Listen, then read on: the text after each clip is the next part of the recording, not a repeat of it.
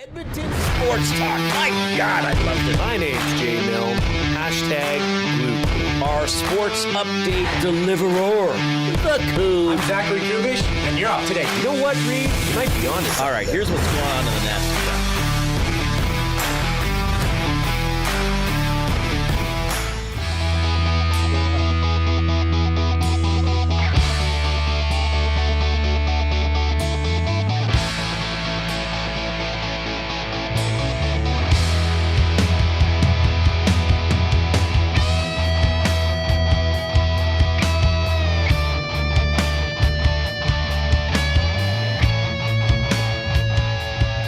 Should old acquaintance be forgot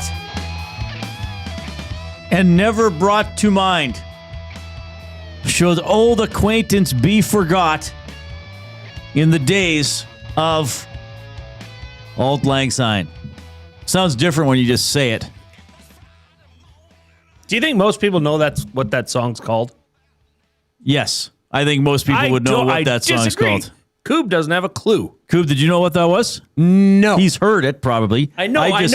But if you hear that song, I don't know. Maybe people of our vintage, but younger people like Benny and Coob would certainly not know the name of that song. Really? Is it a rock song? Auld Lang Syne. Let's go to Wikipedia. Let's go to the magic and joy of Wikipedia. Reid, give it a rip on YouTube. Let's see how many swear words there are. Yeah, we got to be careful there. I don't know if I want to play it. What was that There's song a clean we played? version. We played MGK. Oh, right. Yeah, the first line was fine. MGK. Auld Lang Syne is a Scottish song. In the English-speaking world, it is traditionally sung to bid farewell to the old year at the stroke of midnight on New Year's Eve. It is also often heard at funerals and graduations and as a farewell or ending to other occasions. For instance, many branches of the Scouting movement use it to close jamborees and other functions. The text is a Scots language poem written by Robert Burns in 1788, but based on an older Scottish folk song. In 1799, it was set to traditional pentatonic tune, which has since become standard. Its Scots title may be translated into standard English as "old long since," or less literally, "long long ago," "days gone by," "times long past," or "old times." Consequently, for Auld Lang Syne, as it appears in the first line of the chorus, might be loosely translated as "for the sake of old times." Hey, play it. All right, I got to get it on YouTube here and then unmute. Yeah, how could I forget that song? You must have heard this song. No, once Coop. you hear it, you'll be like, oh, that song. Well, Like you would literally have to be living under a rock all your life. no. Reid. What if I am Patrick Starr? This is a generation of songs that don't last more than 45 seconds. Here, let's try this. No, 2.5 minutes. Anything more than that. I got to get through this ad first. Hang on. I probably Skip heard the that ad. song before. You've heard this song. Have I? Well, listen. Tell me you have. Should old acquaintance be forgot and No, the piano riff. Just listen. Should old acquaintance be forgot and old lang syne for Sometimes it's a little more. Yeah, this is a real more upbeat. downer That's a bit version of a of it. downer one. Yeah. Can That you doesn't go sound very- upbeat? What is this? Is there like a hip hop version of that? Oh, here's a rock Oh, version. Here you go. Old acquaintance pay Yeah. for God's and Oh, there- never brought to mind. There might be an F-bomb dropped in this one. Acquaintance pay for God's and the days of Auld Lang Syne. For Auld Lang Syne, my dear. Nope. For Auld Lang Really? Doesn't ring a bell. What is this? Oh, here's our own Is show there now. like Hear All me right. again. Yeah, Auld Lang Syne. The only reason I've ever seen that title or that saying is actually Christmas. I was watching some Peanuts and Charlie Brown's Christmas, Great Christmas or whatever they call it. And they made a New Year's one. And I'm like, Auld Lang Syne, what is that? And I had to ask my Okay, so mom you about have it. heard it. I've heard of the title though. I didn't know it was an actual song. That's crazy that you've heard the So title. you've but never you didn't heard know the song. that music. Yeah, I don't Like you've existed on this planet for over 2 decades. You've experienced New Year's Eve before. Yeah. You've watched shows in which there would be New Year's Eve stuff. Maybe. Okay. Yeah. Yeah. New Year's I resolution: be more patient with the young. I got 9 more hours to be mortified. Well, Mex in the chat said this generation's New Year's Eve song is Black Eyed Peas. I got a feeling, and that's true. No, that's not how it goes. You know what I'm doing. I got a feeling. Yeah. But doesn't it just start like just? Yeah. This is awesome. Let's play Name That Tune, Reid. Yeah. Name that New Year's tune. Well, ready? I got a feeling it's not a New Year's tune. It's a party tune. It's a party tune. As You we can were play reading, that at a wedding. Auld Lang Syne is tied to remembrance, farewell, reflection, looking Yes. back. That is the song. I guess of if New Year's Eve had a song, it would be that song, Coop. That's what they play. Like you when they telling drop us the Big Apple. Like you The- not the telling thing. you telling us that you don't know that song would be like you telling us you don't know Rudolph the Red-Nosed Reindeer or 12 Days of Christmas. Hot take. Like it's just the same thing. Yeah, but I don't know, when I get prepped for my party tonight, I'm not going to turn on Auld Lang Syne and listen to that. Listen, to I'm get just hyped for shocked. New Year's. I'm genuinely concerned about the general knowledge of the younger generation. Now, I will hand it to you. No, did you know what the last spike was? No, I didn't. So Canadian history. I may have learned it at one point. I forgot it. And you since. just forget about Well- it. Don't well, even you stick told me in about it. because you didn't look at it on your tablet phone all day. Yeah. Do you know what drops in New York at Times Square at New Year's Eve? What drops? Something drops. Did they change it back? No, it's the same old thing. No, it wasn't that for a while. They made it just a generic ball. I think. Ball. It is a ball. But there used to be a giant apple. And Right. then Yeah, that that's then what it I was going like, to say. I didn't want to look like an No, idiot. no, we're I was quizzing. going to say, Well, I was going I to say apple. I think that ship has sailed, my friend. touche. Yeah. Yeah. The new ball features 5,280 Waterford crystals. Oh, nice. It's a crystal ball. Did they not change big it back ball. to an apple? Because it was an apple for a long time, and then I think people would complain, well, that's too New York centric. Okay, what animal is associated with Easter? The bunny? General knowledge questions. Okay, good. Good. Yeah. When is Canada Day celebrated? My mother's birthday. Which July is 1st. Okay, well, he's doing all right there. I wonder if I don't know what else to ask him. if it wasn't his mother's birthday. Yeah. Yeah, exactly. Okay. Yeah. What is the date of now it's winter solstice. That's a good question. Winter Summer No, what was solstice. it? Take Summer. your pick, whichever one you want. Give us one It of was the December solstice. 21st Yeah. Good. this year. Good. Yeah, Well, it's usually 21st, but yeah. usually. Yeah, it usually changes up. And then what is it? Wait, no, is it July or June? What do you think? What do you think? July 20th. No, 21st. July 21st. Yeah, it's June 21st. June. Why not just count 6 months from today? I don't like to count, Reid. See, this is my There's this a is- reason this is I'm my- not a- that was This is my a trick entire question. concern. Yes. This is my entire concern. I didn't have a calculator in front of me. I couldn't. Okay, do I know something? Yes or maybe not. If you don't, could I apply some sort of reasoning or logic to make an educated guess? You know, okay, but put me under the spotlight like this. Now, I could probably answer these questions. This is a poor excuse, but you look at the people on like Family Feud or those game shows or something like that, and you hear the question, and you're like, I could answer that. How'd they get that wrong? You're pressure And then- packed. Yeah, sure, you're under I'll pressure. give you that. But You're I under mean, I should pressure. be used to By it. the way, Under Pressure, whose song is Oh, that? yeah. Under Pressure. Who sings that? Dave Bowie? No. Nope. Oh. I think he was in on the song, wasn't he? What's he in on it? I think he was in on the original Is that recording. Vanilla Ice? No. Well, he used. Well, that was a the track intro from for it. that. He used Yeah, I the know. intro for that for. That's the first Yeah. thing that came to mind. Yeah. Yeah, it was David. Well, it's David, but I'm thinking with Queen. the band. Yeah. Oh, with Queen. Yeah, so that's not bad. Coop. I you're thought good. Bowie first, huh?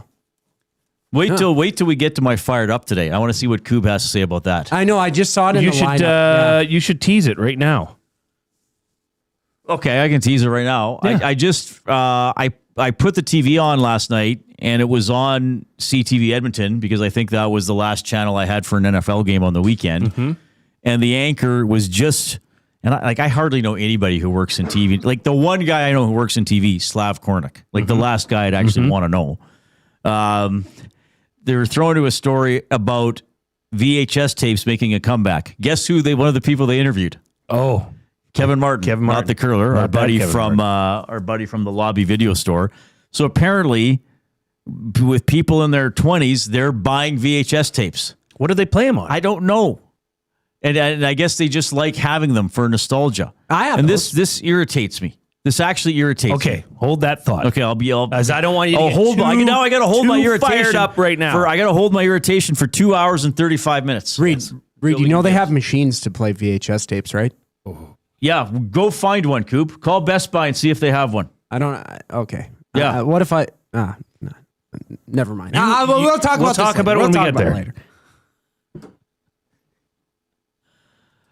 Oh my goodness! There's a lot of tension. in Happy this New room. Year, everybody! Yeah, Happy New Year. bah humbug. Get 2025 out of my hair already. My goodness. Here's how the Oilers are going to line up tonight against the Boston Bruins. McDavid with Nugent Hopkins and Hyman. McDavid is on a 13-game point streak. He has 33 points over that span. Draisaitl with Podkolzin and Mangiapane. Roslovic with Janmark and Savoy. Yeah, Mangiapane's back in. We'll get to him in the Oilers understood. Henrique with Jones and Frederick. Defensively, Ekholm with Bouchard. Nurse with Regula.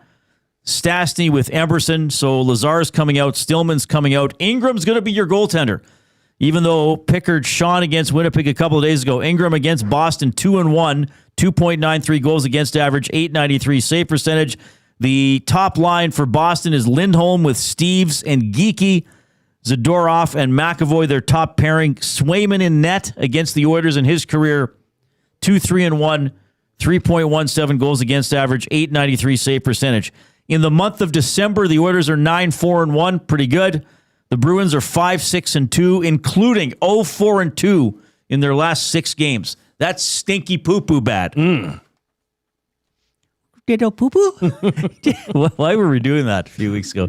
Baby Jay selling Baby furniture. Jay. Baby Jay Yeah. selling furniture at the store. You want couch? I know poo-poo if you buy. I have not poo-poo on couch. Discount? Wow. What would you expect? The last show of 2025 wouldn't go directly off the Are people rails? complaining that we're not talking enough? No. Whatever we're supposed to be talking about? Yeah. You just did. You gave some great points. And you could say that the Bruins are due, but you could have said that about the Winnipeg Jets the other night, too. Where's my marker? Your marker. Usually on the ground. Yeah, I usually drop it. Don't worry, it's okay, Coop. It's really quite minor. You need to be here. Those are nice socks. Oh, thanks. They're they got dots on them. I saw that. I actually Big dots. I got a really nice new dress shirt for Christmas and tie. So I'm going to wear that to the game on Saturday. Because I usually don't wear the tie on when I go straight. Right. Well, I might stop at home for a quick bite today because it's a 7:30 game. 7:30 start. But yeah. You'll have time. Oh, my goodness. What a day. You can get in touch. Bring us your complaints and otherwise to 780-218-9999. That's the text line. The afternoon inbox presented by River Cree Resort and Casino. Home of Tap 25 restaurant where the entire menu is 50% off 7 days a week from 2 to 5 p.m. You can email jay@edmontonsportstalk.com, reid@edmontonsportstalk.com. You can stream us using one of the fine audio streaming services, iHeartRadio, TuneIn Radio. Spread the word about how to consume Edmonton Sports Talk. You can also get us on YouTube.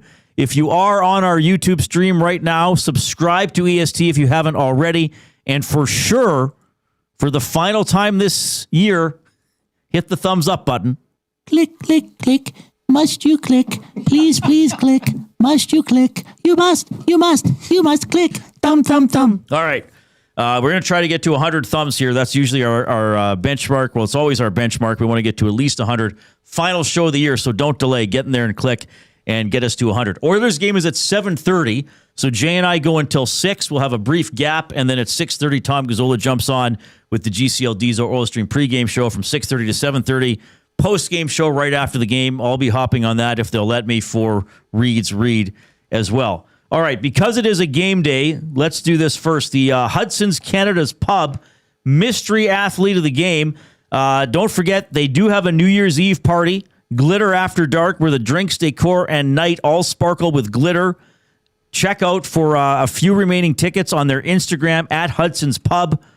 That's for more info and hopefully to grab up whatever few tickets might be remaining. So I'm going to give a clue. I'll give up to 5 clues over the course of the show. You're trying to win a $25 GC to Hudson's Canada's Pub. First right answer into the afternoon inbox for River Cree Resort and Casino wins. You must text 780-218-9999. We don't acknowledge guesses that come in any other way. Okay? Okay. Okay. Baby J give clue? Baby J give clue or poo-poo? Clue. All right. First clue is Boston. First clue is Boston. You know the band, Coob? Boston? Yes. Yeah. You would know, like, I don't know, at least one of their more recognizable hits, right? More Than a Feeling? Yeah.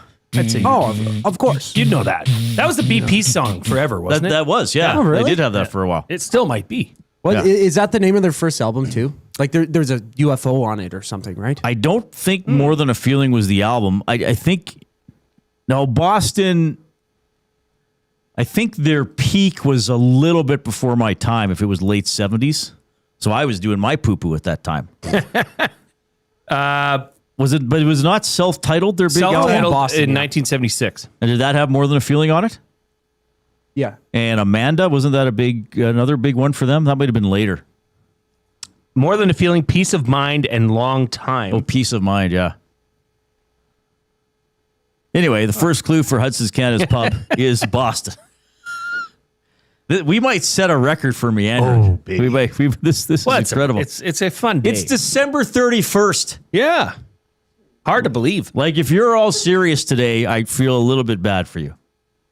Yeah, New Year's is generally, it's a happy day. Yeah, I mean, New Year's Eve, I mean, like, I think you and I have talked about this.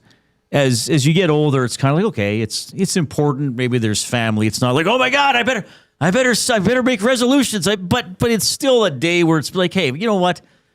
It just reminds you about the joy of being alive. As former Double E linebacker Maurice Lloyd once said to Morley Scott in an interview, being human's the best part of being alive. He actually did say that. That's a good answer. More than I spent several hours trying to figure that out, what he meant. Being human's the best part of being alive. Or it might have been the other way around, or being alive is the best part of being human. It was like the annual tradition. Yeah, it works either way. I wonder if dogs, they say that to each other. You know, being alive is the best thing about being a dog. I'd say they're eating. Yeah, dogs would be happy to Belly eat as well. scratches. All right. So the first clue is Boston. Yeah, one guy who never takes off is ready to go here, takes a day off, is ready to go. It's the afternoon headlines presented by 100.3 The Bear, Edmonton's best rock. Stream them on iHeart today. This is Chet Palmer with your sports report. The Beantown boys are at Rogers Place tonight. Andy Mangie is back in the Locals lineup. Is Coach Nobby pushing the right buttons or grasping at straws? Hey, Jason Milne, is that a milkshake in your pocket or are you just happy to see me? Crosby's crew has a goalie with numbers so bad, even my brother-in-law wouldn't bet on him. And why isn't old reliable Zach Hyman on the team? Hey, Armstrong, too bad you're not brain strong. Schoolboy football tonight. Miami against Ohio State. Good thing those boys don't have school tomorrow. Happy New Year. I'm Chet Palmer. Thanks, Chet. Andy Mangie or Angie Mangie? Andy Mangie, I think, is what he said. Andy I don't know. Mangie. I don't know how he pronounced it. Sometimes things come out of Chet's mouth a little funny. Well, we'll get into old Brain Strong there for buying or selling coming up at 4, will we not? Yeah, you like that one, I noticed. I really like that one.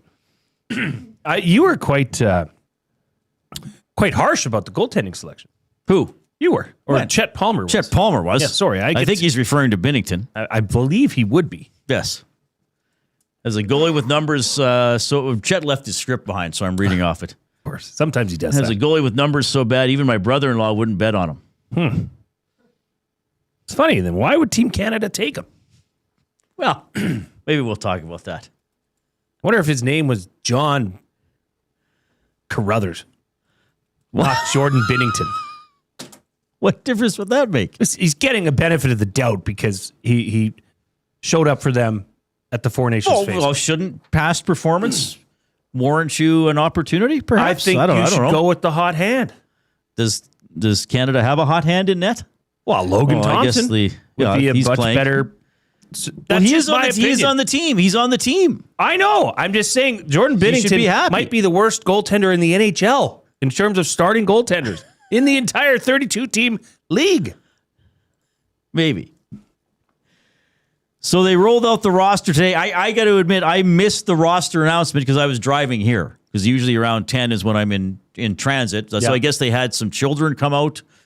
Were they wearing the jerseys or announcing? Oh yeah, it was well done. It was a group of because it was shot in Calgary, so it was Calgary minor hockey players that were in full Team Canada garb, and they would turn sideways and look and say, "Sidney Crosby, okay, Cole Harbour, Nova Scotia." Oh, nice. Okay, Yeah, that was well done. And Reid, thankfully, the whole ceremony leading up to it, it only went about 15 minutes. So they got to the rosters, I believe, around 10:15. Okay, yeah. Well, that's good. Yeah, there wasn't much to the display in Minnesota. They don't want were. They don't want to overdo it, I guess, or maybe take away from the World Juniors or the fact that a lot of these guys have NHL games tonight. True. So our off-topic topic for William Huff. Since 1952, William Huff has provided industry-leading advertising solutions for thousands of valued clients.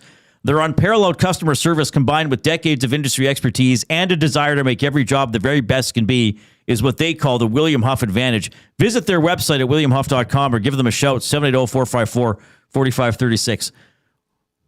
In your mind, and please feel free to be creative or off the wall, the most Canadian way to announce the Olympic team would have been whatever blank.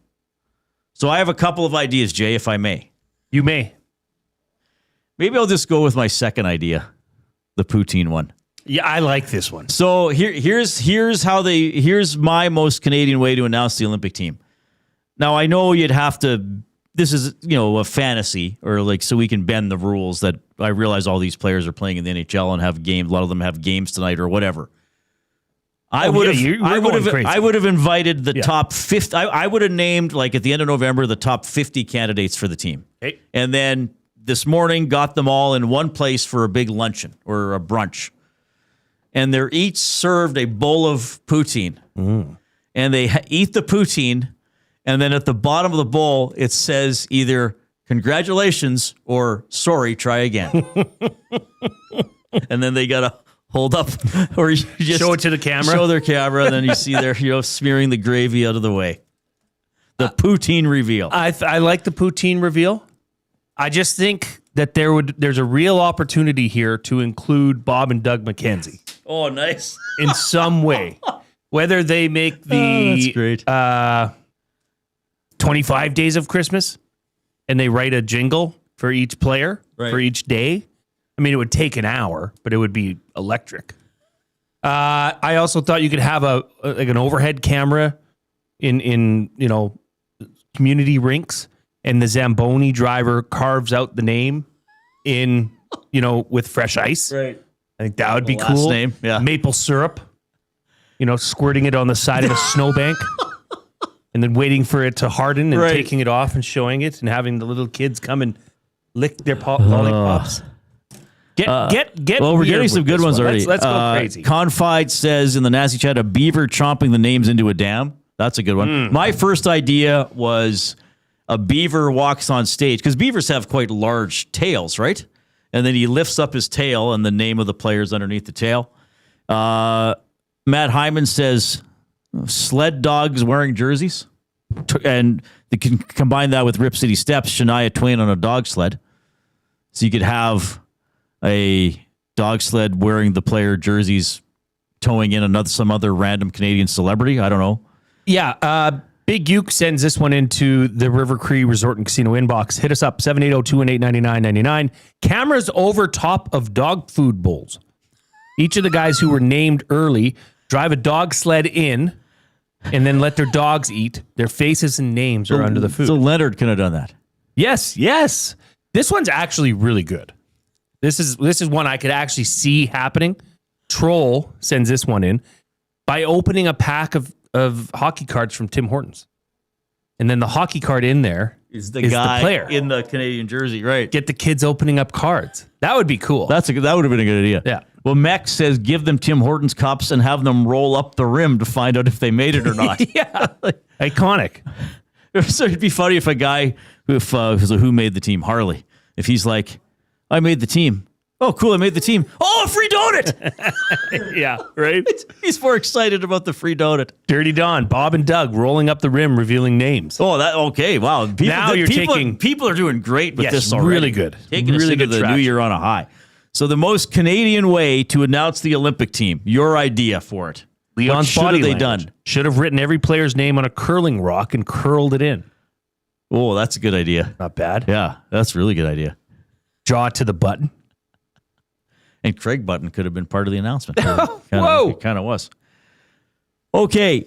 Mangiapane's back in the lineup. He's on Draisaitl's line to start the game. You're going to hear from him. Hyman will talk about not getting named to the Olympic team. I think we all kind of accepted he was a long shot, but we would have loved to see him get on. You're going to hear from Connor McDavid as well. Jay's play of the day has an Oilers focus. That's just the stuff coming up before 4 o'clock. Okay? Okay. We got a lot to get to. 780-218-9999 is how you text the River Cree Resort and Casino inbox. Here's the Coob.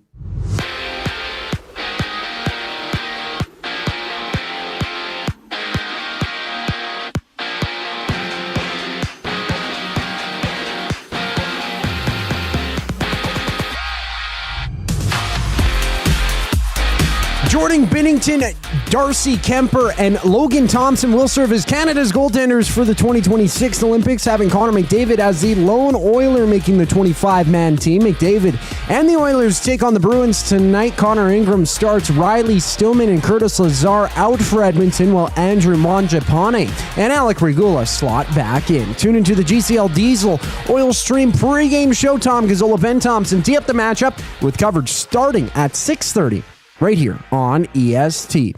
And there's a few games underway in the NHL. Right now, the Wild and Sharks are tied at 1 aside. 5 minutes to go in the middle frame. And at 6:30, Canada challenges Finland for top spot in Group B at the World Juniors. On now, it's Latvia against Czechia. And early in the final frame of regulation, Czechia has a 3-1 lead. To the hardwood, Toronto and Denver match up at 5:30. With a pair of games live right now in the NBA.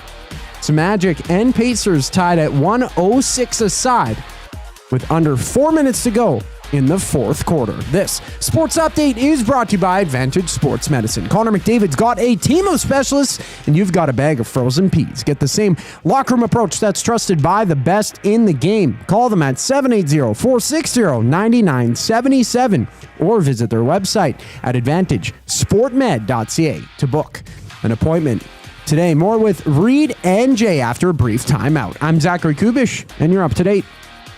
Two guys and a goalie. They have 7 defensemen from last time. Say Parayko or Harley are out, and Schaefer could be there for the experience, and you know he's going to be on the next Olympic team, and Bush can be there. If something happens to Makar, you slide Bush in. I'm okay with it. No, I'm still kind of surprised he's even in that conversation now at this point. But I think the only reason that he would be if Makar gets hurt. Two guys and a goalie, presented by GS Construction. Tuesday and Thursday afternoons at noon, only on Edmonton Sports Talk. Your clear choice for Edmonton sports.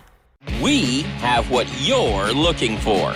GD Liquidators is Edmonton's one-stop shop for new and used warehouse, office, and industrial items since 1987. You'll find what you want when you want it. Give us a call, visit us in-store, or check out the monthly auctions at gdliquidators.com. 100% Canadian-owned and operated. We have what you are looking for. GD Liquidators. UFC 324 is live Saturday, January 24th at the Canadian Brewhouse. With TVs at every turn, ice-cold drinks, and non-stop action, you won't miss a second of the fight. UFC 324, live at the Canadian Brewhouse. Our house is your house.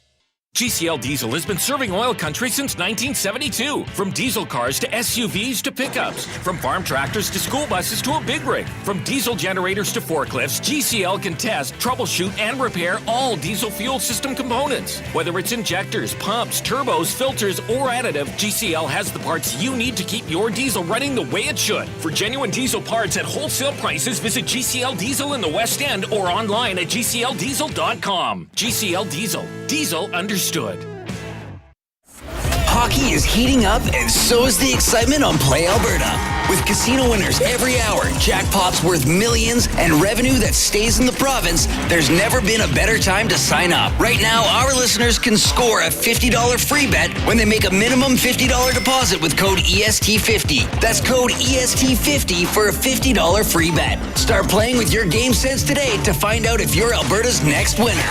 Must be 18 plus to play. If you gamble, please use your game sense. From our Sentinel Storage family to yours, wishing you and those you love a wonderful holiday season. A new year filled with an abundance of great health, much laughter, successes that make you smile and delight, and to be surrounded by people and places that make you the happiest.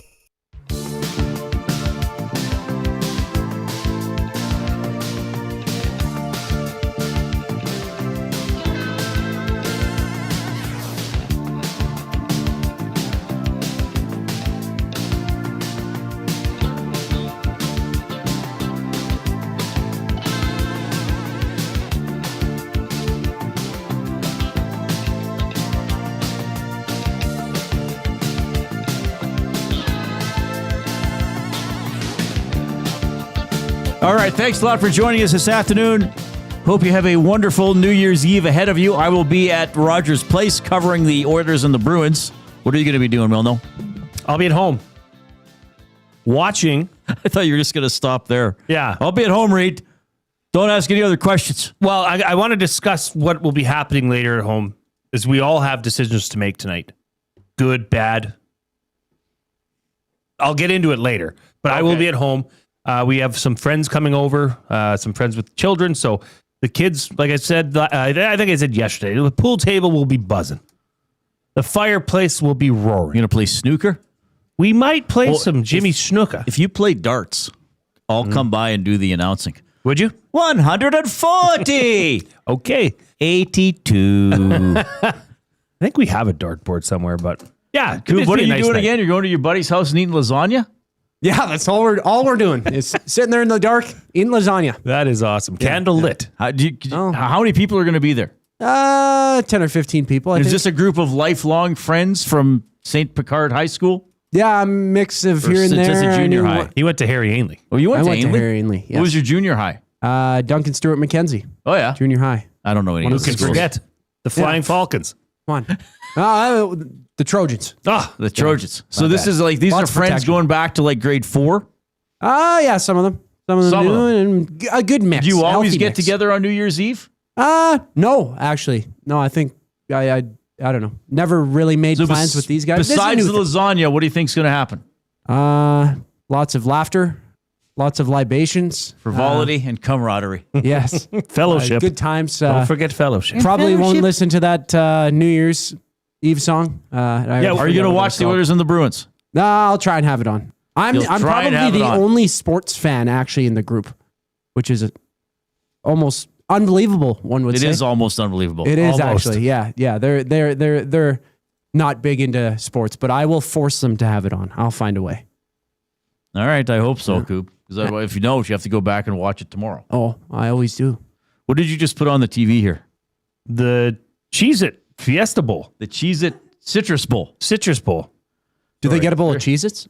I think, yeah. And they, like the biggest, big bowl of Cheez-Its. Orange lemon Cheez-Its. I love Citrus Cheez-Its. Bowl. That's better than the Pop-Tart Bowl. I'm sorry. I'd rather have Cheez-Its than Pop-Tarts. Well, for what I'd like, yes, Right. I'd rather have. I've eaten one Pop-Tart in my life, and it was on the Hangout. Oh, yeah. I've never had a Pop-Tart. Cheez-Its, They though, don't are interest me. scrumptious.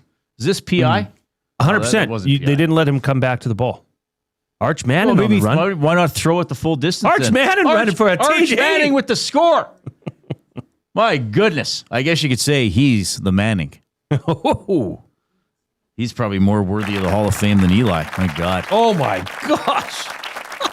That's harsh. Well, thank you. All right. Oh, my goodness. Our off-topic topic for William Huff. What would have been the most Canadian way to announce the Olympic team roster?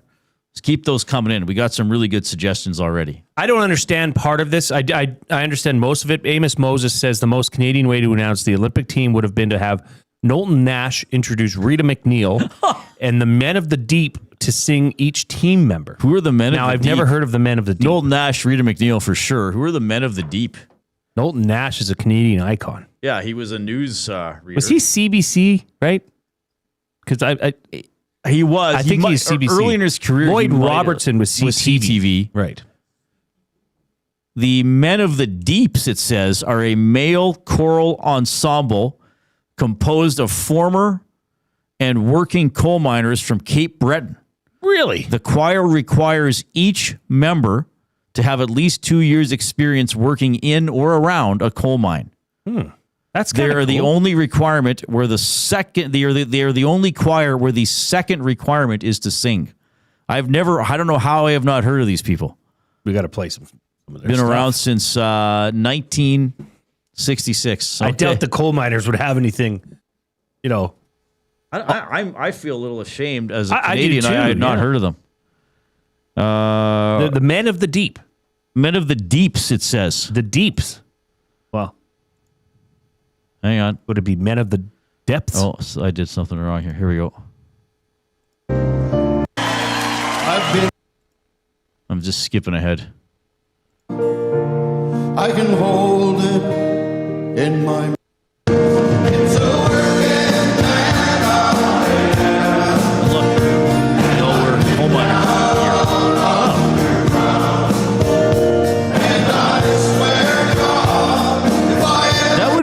That would be an interesting way.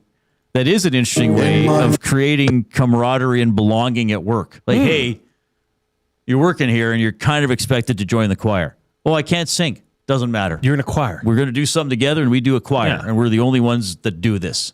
That would be kind of neat. Very cool. Kelvin Van Dazzler says Man of the Deep was Rita McNeil's backup band. Okay. So there's Man of the Deep and there's Men of the Deep? Oh. That would just be confusing. I don't know. So is Men of the Deep first, and then they're like, hey. The choir and is then the coal mines. The choir is Men of the Deeps. The Men of the Deeps. The coal miners from Alberta said, hey, boys, let's start up the Men of the Deep. Right. Oh, my goodness. What a joyful day this is. Oilers Bruins at 7:30. It's the Oil Understood for GCL Diesel, providers of the best diesel engine components around. From turbochargers to injectors, fuel pumps to sensors, they are the critical engine component experts. Proud to serve Edmonton and Northern Alberta for over 50 years, and now a partner of Edmonton Sports Talk and the Reid Wilkins Show. GCL Diesel. Diesel! Understood. All right. Mangiapane sat out the last game. And, of course, there have been rumors that he wants to be traded or that his agent has been given permission to look for a trade.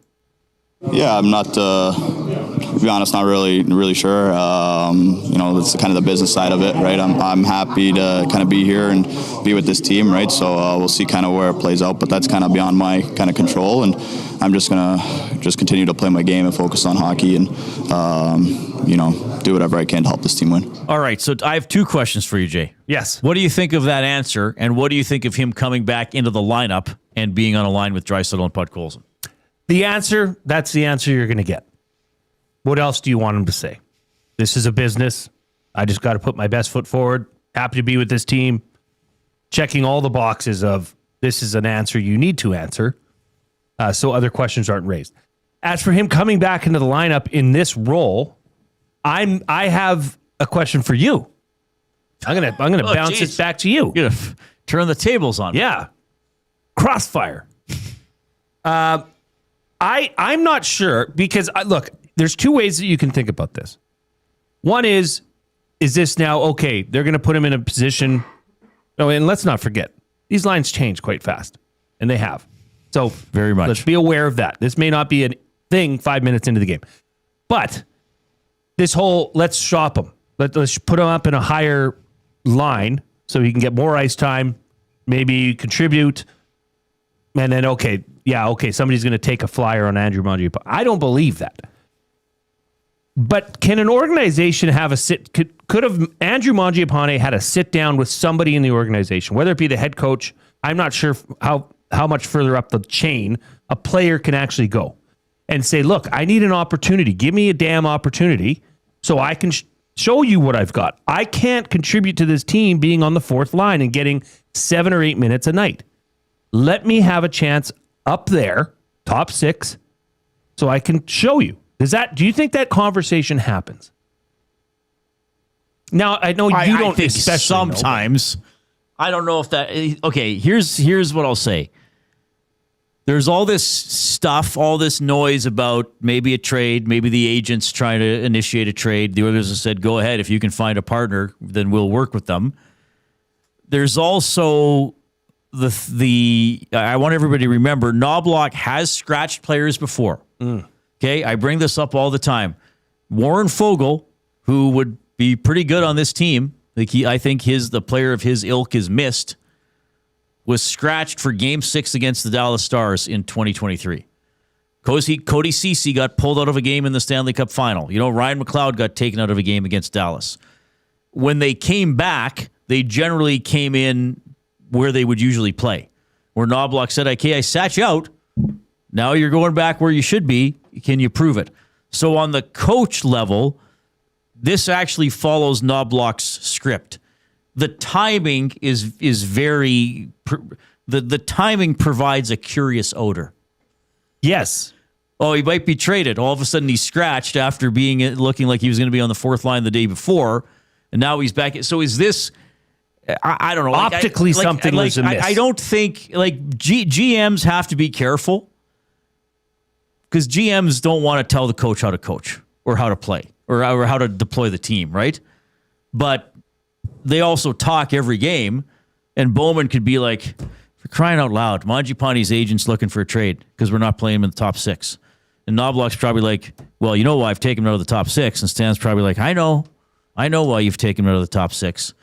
And Kris could be like, I can put him back in the top 6. And if he has 0 shots on goal, 0 hits, and causes 0 turnovers in 17 minutes of ice time, and Stan could be like, yeah, he'd kind of dig his own grave there, wouldn't he?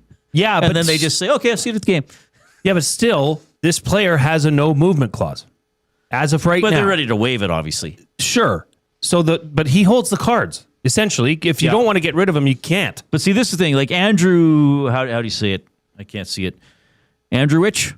His top line mates in terms of ice time this year have been Connor McDavid. BS, they haven't given him an opportunity. No, I agree with that. Like he has played in the top 6. I think Titch might have tweeted it out. Like 23 of the first 25 games, he was in the top 6. Yeah, this is more of a recent thing, which has led to his... He's had opportunities. Sure. So you can criticize Bowman for signing him, for sure. You can also, I think it's also fair to criticize the player to be like, why are you not finding a way to be more involved? This is what we talked about yesterday. I know they're players of different cloths. They have different histories to them. But Max Jones and Curtis Lazar played 8.5 minutes in Winnipeg and were noticed. Very. I can't do anything if you only play me 8 minutes. Well, really? Because other players can do something. Don't misconstrue this with me not saying he had an opportunity. That's why he's in the position he is in, is because he had that opportunity and didn't produce. I'm just saying why those statements were made, given the optics of what happened in Winnipeg, that it was announced just before the game that he's going to be a healthy scratch. This has now changed everything. Here's Mangiapane this morning on what he needs to do. Just for myself, just kind of be, more on the puck, be closer in battles, be tenacious, and just kind of be in the battle, right? Don't be kind of on the perimeter, kind of looking in, waiting for someone to kind of get you the puck, go in there and kind of get it and win those little battles, right? What he's describing is very basic NHL hockey. If he's trying to do these things and he can't, then okay, then maybe he should play lower down the line or be scratched. If for some reason he has thought these things were beneath him to do, well, then now he's certainly gotten a wake-up call by being taken out of the lineup. Yeah, and who knows? I mean, you just alluded to it. Coach Knoblauch has done this before, and he's gotten very positive responses from players that needed it. So, yeah, I mean, look, this is a player that has a no move, is under contract through this season and next season. Right. Oilers fans should want him, and I can understand why they would be frustrated with his level of production because it hasn't been there. But if you remember the first 5-6 games of the year, this was the best trade that the acquisition Stan Bowman and Jeff Jackson had made. I mean, he came out guns a-blazing. Yeah, he was okay, actually. He was probably better earlier on. Much better. And that's faded off. So, yeah, be interesting to see what happens. But I just think, given that, Reid, what has just happened, that this changes the situation. I still question why, I said it to you earlier. I said, poor Matt Savoy. I mean, Savoy. He does get to play with Roslovic, who can create. True. And maybe this is a move that you can now say, and this might create 3 lines of depth. And then if you have Max Jones doing what he did, I guess we'll see. Yeah. It's a wait and see, obviously. And the thing is, when it gets to this point with a player, you don't want it to become too much of a thing, Why is it all about this one guy, especially now that the team is doing well? 780-218-9999 is how you can get in touch. That's the River Cree Resort and Casino hotline. You can post in the Nasty Chat on YouTube and give us a thumbs up if you're on YouTube as well. We are in the Canadian Brew House studio. UFC 324 is live Saturday, January 24th at the Canadian Brew House. TVs everywhere, ice cold drinks, and nonstop action. The Canadian Brew House, our house, is your house. More comments from the Edmonton Oilers today. You'll hear from Knoblauch, McDavid, and Hyman. We'll talk about the Olympic team and Jay's play of the day when we get back.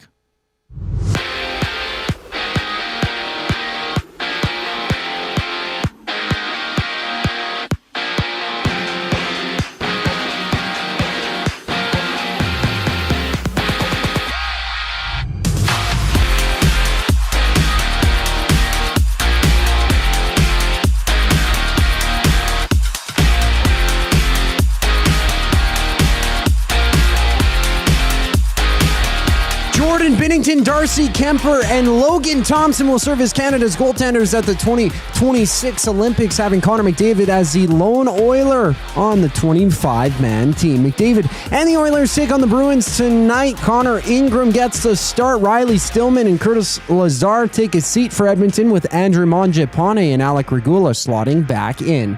Tune into the GCL Diesel Oil Stream pregame show. Tom Gazzola, Ben Thompson tee up the matchup, with coverage starting at 6:30 right here on EST. And a trio of games are underway around the NHL.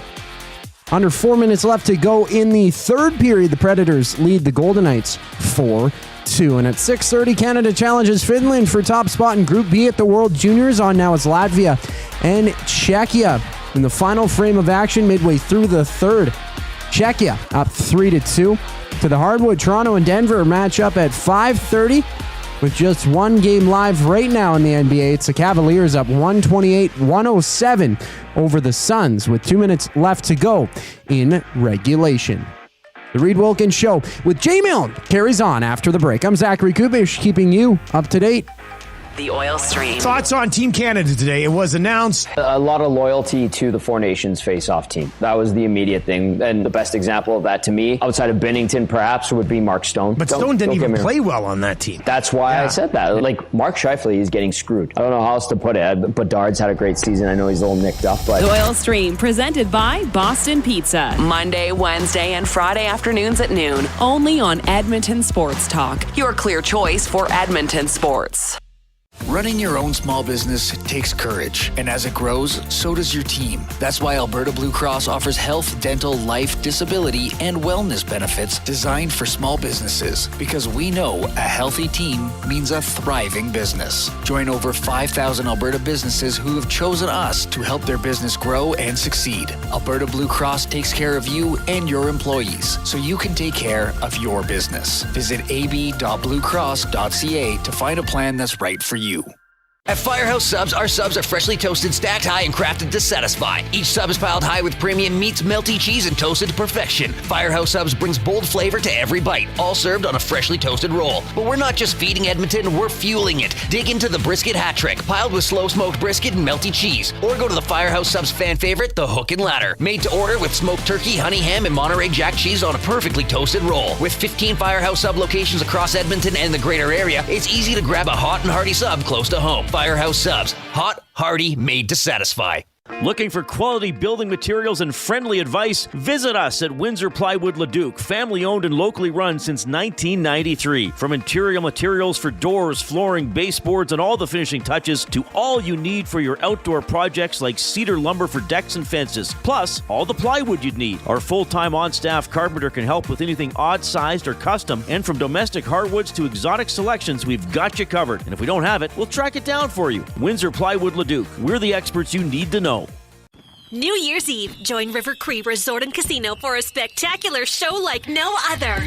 Get ready for Material Girls, an amazing tribute to Lady Gaga, Adele, Shania Twain, Madonna, Blondie, Pink, and Cher, capturing all the elegance and essence of these mega stars in one unforgettable concert experience. Material Girls, December 31st in the venue. Hurry, get your tickets now at rivercreeresort.com. River Cree Resort and Casino. Excitement, bet on it.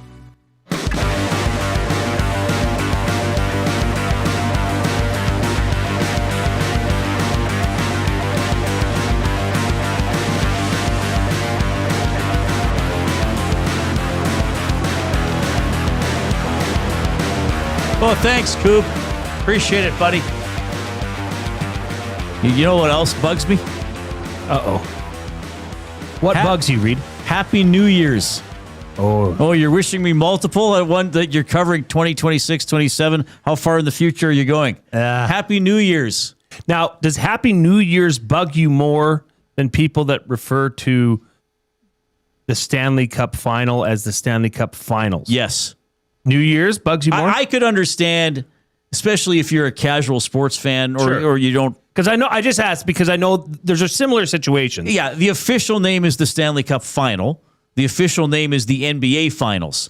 If somebody on the street says to me, hey, Reid, you must have been cool for you to cover the Stanley Cup Finals, whatever. If you come up to me and say Happy New Year's, I'm probably going to glare at you and walk away. Will you correct somebody in the press box tonight if they come up and say Happy New Year's? No, I'll just be angry and ignore it. Just be irritated. And just despise them for the next... Yeah. Till the new year. Till the end of time. But if you think, because it's just bugs me. It's New Year's Eve because that's the possessive. The eve belongs to the new year. But it's not Happy New Year's. Unless you want to say Happy New Year's Eve, then that would be fine. That would be a weird way to deliver it. Yes. Happy New Year's. Oh, all of them? Now this is good. Yeah, Casino Dealer Jay says, I don't like when people say schedule instead of schedule. This is going to open a ball. Well, this is just one thing I wanted to talk about. Yeah. I don't like schedule. That's an alternate pronunciation of a word. This is something that's actually incorrect or doesn't make sense. Happy New Year's. I guess somebody could argue, I'm just taking the eve off. I'm just shortening it. But that's not the saying. The saying is Happy New Year. I forget if I was in grade 8 or grade 9, but one of my math teachers, she was actually the vice principal too. She said mathematics. Mathematics, not mathematics. Not mathematics. Did you ever correct her? Mathematics. Yeah, where does that come from? Well, I don't know. But those are mispronunciations of word. My thing with Happy New Year's, it's like a grammatical thing. It's a lazy misunderstanding of what you're saying. Like you say Merry Christmases. It'd be the same thing as saying Merry Christmases. Oh, really? All of them? Okay, cool. Maybe you should try it. I'm going to start doing that next year. Hey, Merry Christmases. This comes in on the River Cree Resort and Casino inbox. Coach Mike asks, and we were talking about it in the break, so I wanted to bring it up, but he asks a fair question. Does the Frederick healthy scratch follow the same logic? And logic, I think, is what we're talking about here with Magiapane being a healthy scratch in Winnipeg, back in the lineup in a top 6 role. hoping to get production out of it. Or we don't know that. No. So it does not follow the same logic. Well, it follows the same logic as scratching a veteran player, one of whom you would not have expected to be scratched. Mm-hmm. So is he saying why did they not insert Frederick back into a higher spot in the lineup? I don't know. Yeah, I don't know. All right, let's do this very special part of the program. It's Jay, it's play, he's Jay, it's today. It's Jay's play of the day. It's Jay's play of the day. Jay's play of the day. Presented by Play Alberta, you can skip the flight to Vegas because jackpots are just a tap away. Experience all the thrills of the casino right from your phone with Play Alberta. Download the app today, deposit $50 using the EST exclusive promo code EST Casino for a $50 casino bonus. Okay, this is the Team Canada spite bet? Team Canada left off the roster pissed off bet? Okay. It's very simple. Zach Hyman and Evan Bouchard. 1 or more points each. So Zach Hyman, 1 or more points.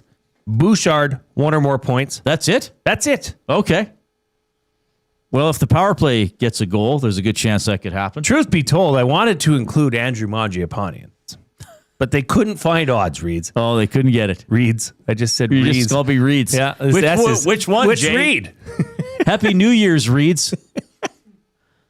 That would make sense. Oh, because each Reed, each New Year is dedicated to a Reed. Right. There'd be multiple New Years for multiple Reeds. So look, it's like I'm the multiple man from Marvel. Well, we can only handle one of you. Jay's play of the day: Zach Hyman and Evan Bouchard, both to record 1 or more points.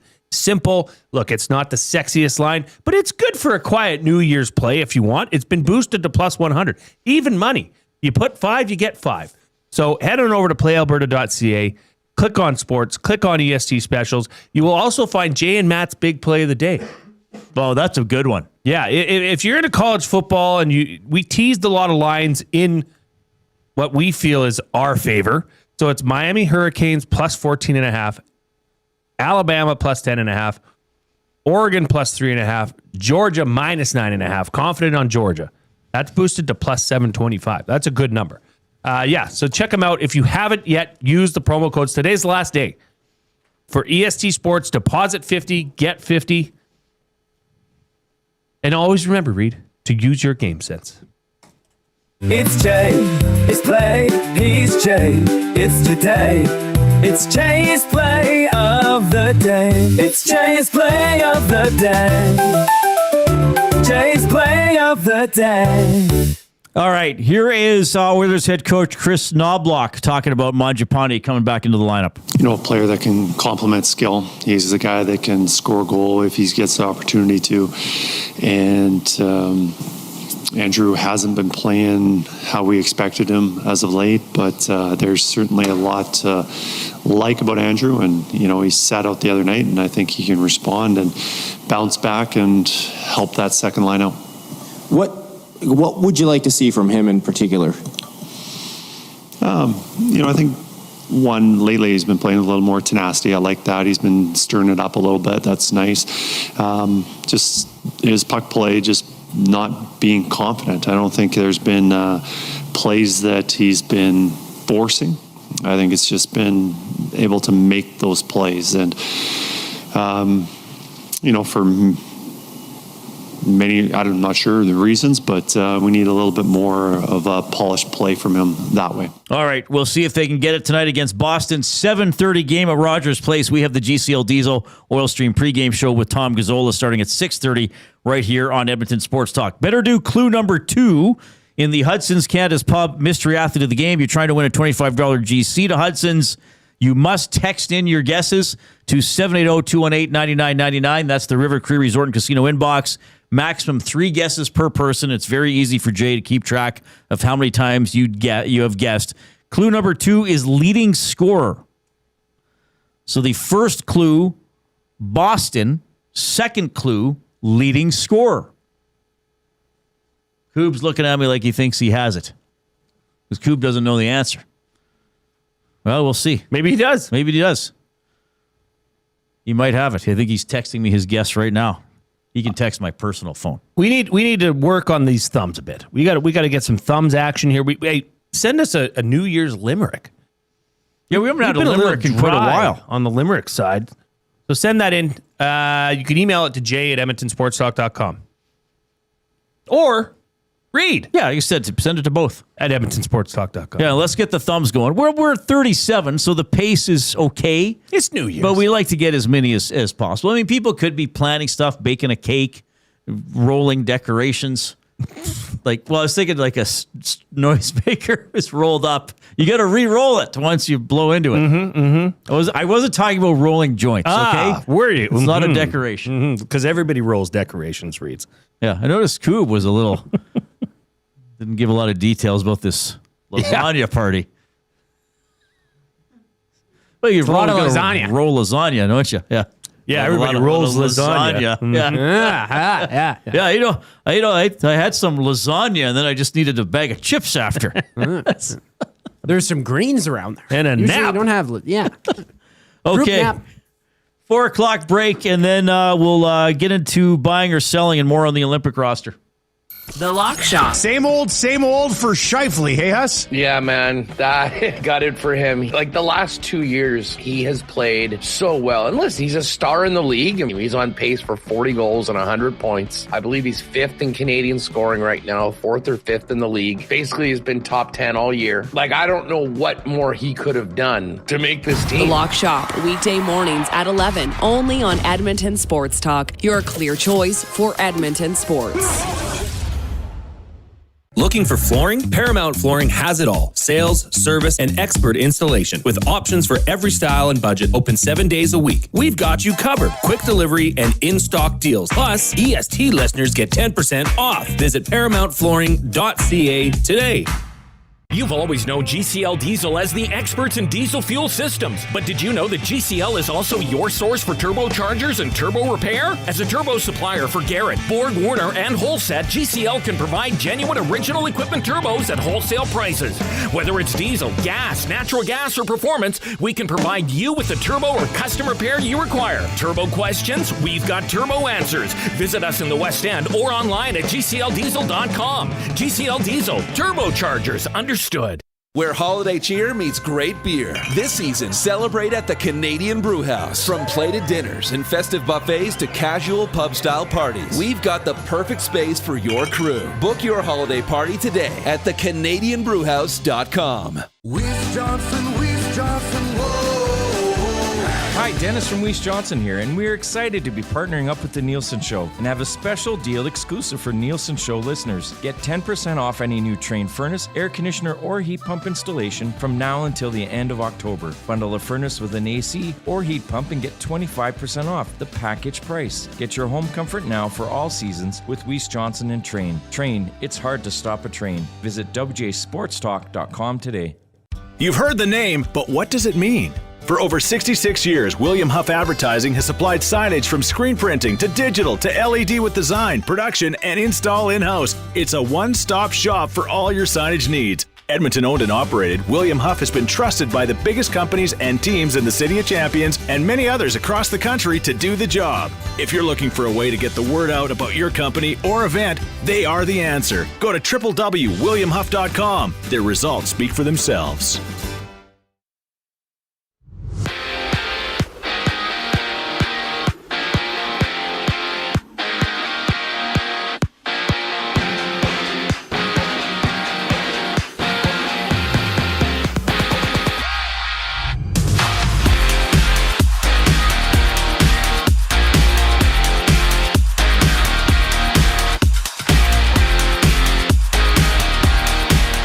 Canada's Olympic roster has been announced for next year. Connor McDavid is the only Oiler who made the team. Goaltenders for the squad are Darcy Kemper, Jordan Binnington and Logan Thompson. Meanwhile, it's the Oilers and Bruins clashing at Rogers Place tonight. Andrew Mangiapane and Alec Regula are back in the lineup for the Oilers. Curtis Lazar and Riley Stillman taking his seat, with Connor Ingram getting the start. Tom Gazzola, Ben Thompson preview the game during the GCL Diesel Oil Stream pregame show. That gets going at 6:30 only on EST. And right now in the NHL, there's a pair of games underway. Just about 10 minutes left to go between the Wild and Sharks. San Jose up 3-2 in that one. World Juniors action. Team Canada and Finland battle for top seed in Group B. Puck drop is at 6:30, and right now Czechia and Latvia are in the final minute of action. Czechia with a 4-2 lead. NFL news: Packers, they've claimed Trayvon Diggs off waivers, with the Cowboys placing him on waivers yesterday. And on the court, it's the Raptors and Nuggets tipping off at 5:30 with a total of 9 games in the association. I'm Zachary Kubish. That was your Sports Update. Hour 2 of the Reid Wilkins Show starts right now.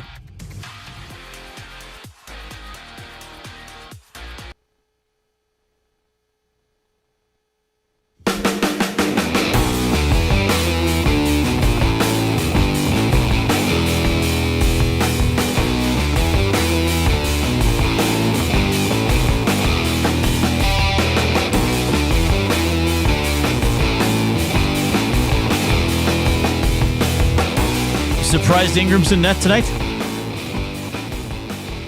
Yes. To give you a one-word answer, yes, I am.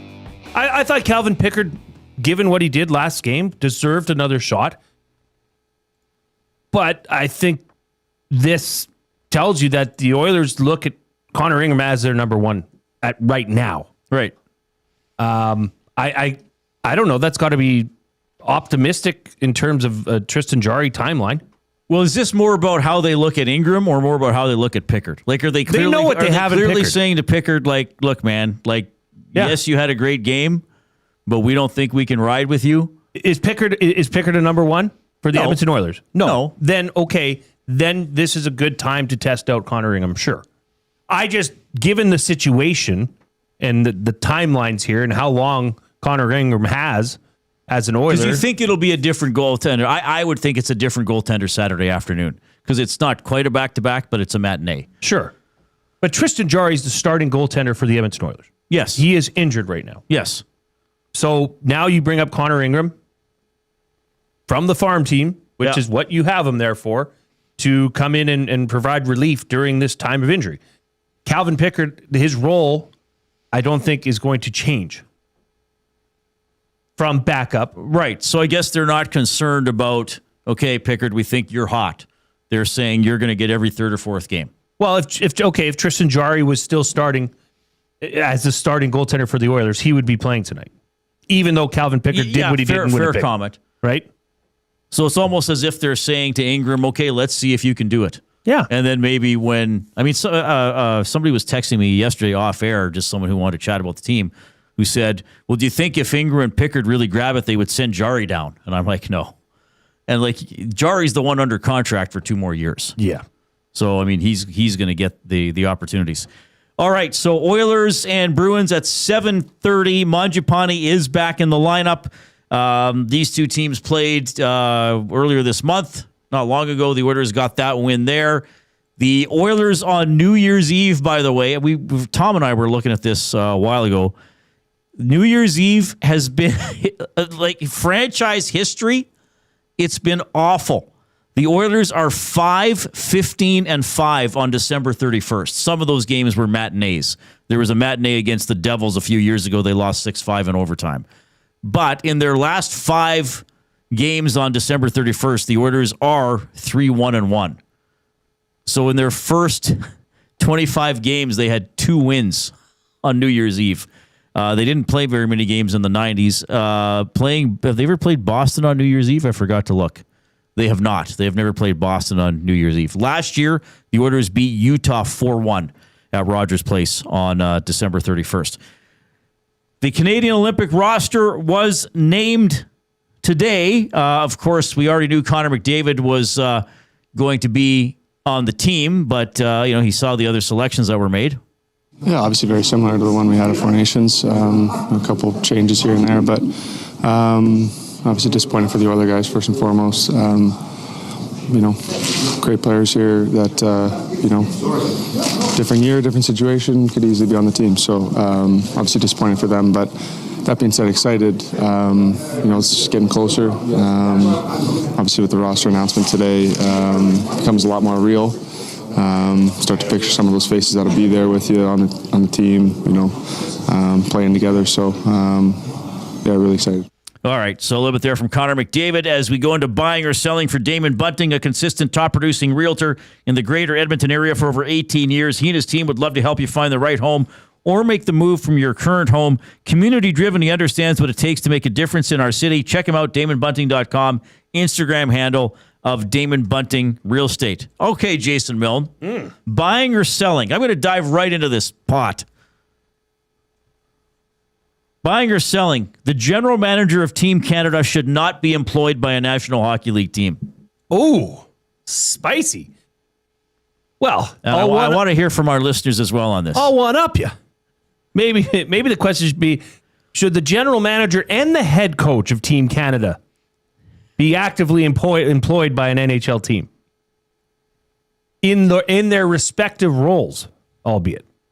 Reid, you know what I'm going to say, because I've been saying this all day, that I don't know some of these, like Jordan Binnington. Okay, I get it. Okay, he was the guy that came in during the Four Nations face-off, and he stole the show in the final. Sure, yes. He had an amazing game. Who are the other two goalies on Canada's roster for the Four Nations face-off? Aiden Hill. Yeah, Aiden Hill and Sam Montembeault, your buddy. Where are they? They're on Vegas and Montreal. Right, but they're not even close to being on this roster. No. Okay, so you have the history of picking the wrong guys in net. Well, they were having good years last year. I know, but I'm just saying, look at them now. So how can you say, oh, but they're not having good years? So why shouldn't they be on the roster? Just, well, they were on the Four Nations. Well, Doug Armstrong explained this, though. You were reading me the quote all giddily. Well, yeah, because, Doug Armstrong said something hilarious today in during the Q&A portion. I didn't find it hilarious. Well, I thought it was hilarious. He says, I don't think the St. Louis Blues have put a product in front of him being Jordan Binnington, that we should be proud of, said Armstrong. And so he's a byproduct of how we play some nights. Well, who put the St. Louis Blues together? And who is one of the players who plays in front of Jordan Binnington? The defenseman? Colton Parayko, who I personally love. I don't mind But Colton I have Parayko. to detach that to some extent. Talking you have about this. to, because that's one of the guys you brought on this team. So the whole thing is just kind of I can say this in this instance, but in this instance, I mean something totally different. I totally am buying that, Reid. You're too close and connected to the situation. If Jordan Binnington was looked at just this year, A, he wouldn't be on this roster. B, he wouldn't even be in the NHL. And we know Hill is injured. We're just saying the goalies have changed. It was just trying to I don't know. I'm absolutely buying that the general manager of Team Canada should not actively be a general manager of an NHL team. Now, having said that, there are players that off-ice leaders, whether they're coaches or managers, are comfortable with. I think, and we're hearing reports that Anthony Cirelli was a hotly debated selection when you're leaving off Sam Bennett, when you're leaving off Mark Scheifele, even when you're leaving off Zach Hyman. So Cirelli makes the team because I'm not going to say largely because, perhaps solely because he is coached by John Cooper. Yeah, I don't know. That I have a problem with, because you believe that Jordan Binnington's going to be the game one starter. Yes, I do. I think they say you were the guy. You're still the guy. This is different from the NHL. Then and then Armstrong to me that's a said, Hockey Canada issue. But Armstrong said, "No, I'm not. I agree with your premise. I'm playing devil's advocate to some point." Armstrong said, "We're not putting together an all-star team. We're putting together a team." Yeah, clearly. Clearly, this is a team with 8 centers, 3 right wings, and 2 left wingers. I get it. Centers can play. I mean, these guys can probably play every position. But I guess what stood out was Jordan Binnington, also what Doug Armstrong had to say about it, pretty much saying he's doing a terrible job as a GM in St. Louis because he doesn't have the right pieces in front of him. Right. And then bringing one of those pieces onto Team Canada and saying, no, this guy we looked at as, you know, and it's too bad his idiot GM isn't helping out in the NHL. Oh, that's me. Okay, I should preface this by saying this is just not the way my mind works. Right. And we should also say Doug Armstrong's proven himself to be a very good hockey mind. Absolutely. And you know what? We may be looking back on this middle of February saying, ooh, they put together a unit. Well, I mean, look, they're the guys were equipped like it's one exceptional team versus another exceptional team, largely. We're cutting hairs here. But you asked me what my thoughts were on that. Now, okay, if you buying or selling, yes, send this back to you. The goaltending unit, if you look at 3 units on this team, there's forwards, defense, and goaltending. Yes. The goaltending unit has by far the most pressure on them. Yes, buying. Yeah. Because there isn't, well, I mean, Binnington's proven at the international level based on one tournament. If Binnington lays an egg in game 1 against Czechia, there will be questions asked immediately.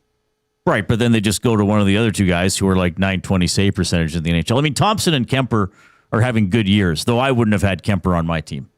Because I think, well, I guess my thing with Kemper during the playoffs last year was that he was a product of LA's defensive system, his numbers. So I guess maybe he'll be the product of a Canadian defensive system. Buying or selling, Mark Scheifele's the biggest omission. Because I didn't have Bennett on my team, and I thought they would put him on the team, so I was wrong on that one. I don't think any of us had Bennett. Coob, did you have Bennett on your? No, Coob didn't have Bennett. We didn't have Bennett. But nobody had Cirelli. Right, and this has John Cooper's hands all over it. Sure, right. Matthew, what about Matthew Schaefer? I agree with you. I'm buying that. Yes, Mark Scheifele. It's a tough break for Scheifele. That's tough, and this shows you a bit of what Team Canada and Hockey Canada appreciates. Mark Scheifele, after they got bounced from the playoffs last year, chose not to go to the World Championships. I have a legitimate question for the audience because I watch a fair bit of hockey, but my focus is the Oilers. My life is not such that I can go home and watch 6 hours of other games on nights the Oilers don't play, but I catch bits and pieces and highlights, and I realize this guy is a very good player. But my question would be, can someone explain to me the Hockey Canada fascination with Travis Sanheim? When you could have had Schaefer or even Chychrun, quite frankly, or even Brent Burns. My cheeky pick yesterday. Or Shabbat. Yeah, don't forget about Shabbat. But hey, Coop. What's the... I don't know. I like if I watched him more, maybe I'd appreciate him more. And I know he's good, but I don't mind. I mean, you got 8 defensemen. You can put 8 defensemen on the team. Only 6 are going to play. Mm-hmm. Why not have Schaefer on the team? In replace of Sanheim. Or even Harley, quite frankly. Harley did not play well against the Oilers in the playoffs, and for most of what I've heard, isn't having a great season with the Dallas Stars. Was this just like, well, we won last year, so screw how they're doing this year. These guys won. We liked them last year. We still like, unless you played your way off the team, like Konechny or Montembeault, then we're just bringing back the same team. Okay, Suzuki, you earned it. I mean, I guess Bennett is a pretty surprising omission because he was on the team last year, and he's won the Stanley Cup 2 years in a row. Mm-hmm. So that's easy for them to say, pedigree, championship. Kevin says, I don't understand Parayko or Harley. I mean, Thomas Harley came in the Four Nations faceoff, though, and played some pretty... So are they just saying, hey, we loved you last year, we still love you? I think you fit into the team. This is a bit of a club, Reid. Right. You're either in it or you're out it. Scheifele's clearly out of this club. He should be on this team. If you just look at how he plays, what point... he's a producer. He's a physical player, or he can be. Right. This screams to me that this is our guys. These are guys these are Team Canada guys. I don't think they look outside of the box too much or too far. and properly evaluate. What? You cannot say, like, there's omissions. And okay, so we're like bitching and moaning about an excellent team, an excellent hockey team. This is a world class, probably one of the top 2 teams in the world. But this is what we do. We have to do this. And when you talk about it as much as you and I do, Reid, and everybody in this office does, you're going to find bits and pieces that you don't necessarily 100% agree with. Yeah. Do not mistake this for this team's not even going to make the the round, or they're not going to get out of the round robin. Well, every team gets out of the round robin. First of all, you know what I mean. They're not going to be eliminated early or something. Yeah. I think this team can do some pretty impressive things. Yeah, it's to me what you're saying is, and I don't want to put words in your mouth, but this is how I'm interpreting what you're saying, is that the management team and Cooper are saying, we busted our asses to put together the Four Nations face-off team. That's the team. We put that team. We didn't just put that team together for the Four Nations face-off. We also put that team together for the Olympics. We planted the seeds. Get these guys to know each other. Get them playing together a little bit. Oh, bonus, we won that tournament. And now we want most of them back, unless they really didn't gel on that team. Right. And that's where you can, and Doug Armstrong said nobody played their way off of this team. Well, tell Sam Bennett that. You're damn right. Nobody did, because Jordan Binnington's in the lineup. Right. You're darn right. Nobody played their way off this roster, except maybe, and I don't know where Sam Bennett would have fit in. I think. But would you sooner have Bennett or Cirelli? I'd actually sooner have Bennett, even though I had neither guy on my team.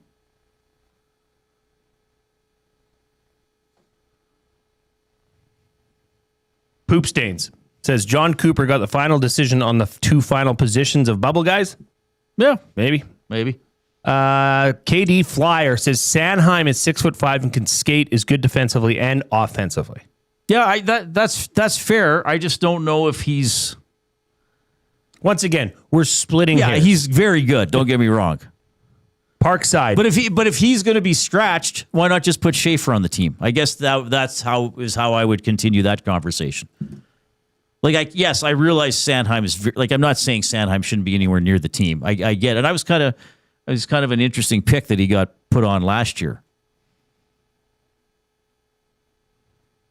No, but that's fair. Parkside's questioning your thoughts on Darcy Kemper. He says, I find it strange when people say Kemper is on the team because of LA's defensive system. Like Skinner would make the Olympic team if he played for the Kings. I would have to disagree. Okay, here's what I said about Darcy Kemper going into the playoffs last year. Okay? A lot of people were looking at Kemper's stats and we're saying he will stymie the Oilers. And I said, look at I can't remember what I looked at, but I looked at high danger saves or high danger chances against, and I said he doesn't face a lot of as many dangerous shots as other goaltenders. And therefore, I picked the Oilers to beat the Los Angeles Kings. I actually picked them to sweep the series. Mm-hmm. Instead, it was a gentleman's 6-game sweep. Can't believe you said that. That's what I said about Kemper. Okay? I don't think a Kemper is a steal you a game, steal a gold medal type of goaltender. Okay? I know he's won a cup. I know he's very good. But what I said about him going into the series last year against the Kings, believe it or not, everybody, I was right. The Oilers got to him.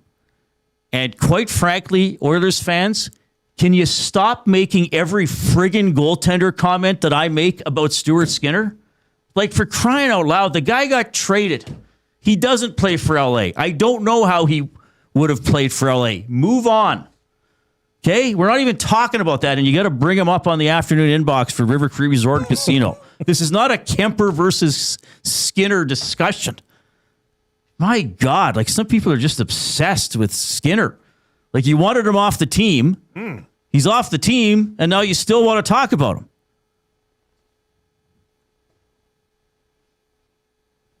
Anyway. That's my argument about Kemper, and I would say the same thing. But he's a good goalie. Yeah, I don't even want to say what it is. Kevin Radomski, we will talk more about the Olympic team. We do want to let you know what's going on with the Oil Kings. As you know, they're having an excellent season. They got a couple of fun games coming up. Kevin Radomski, the Director of Business Operations, next.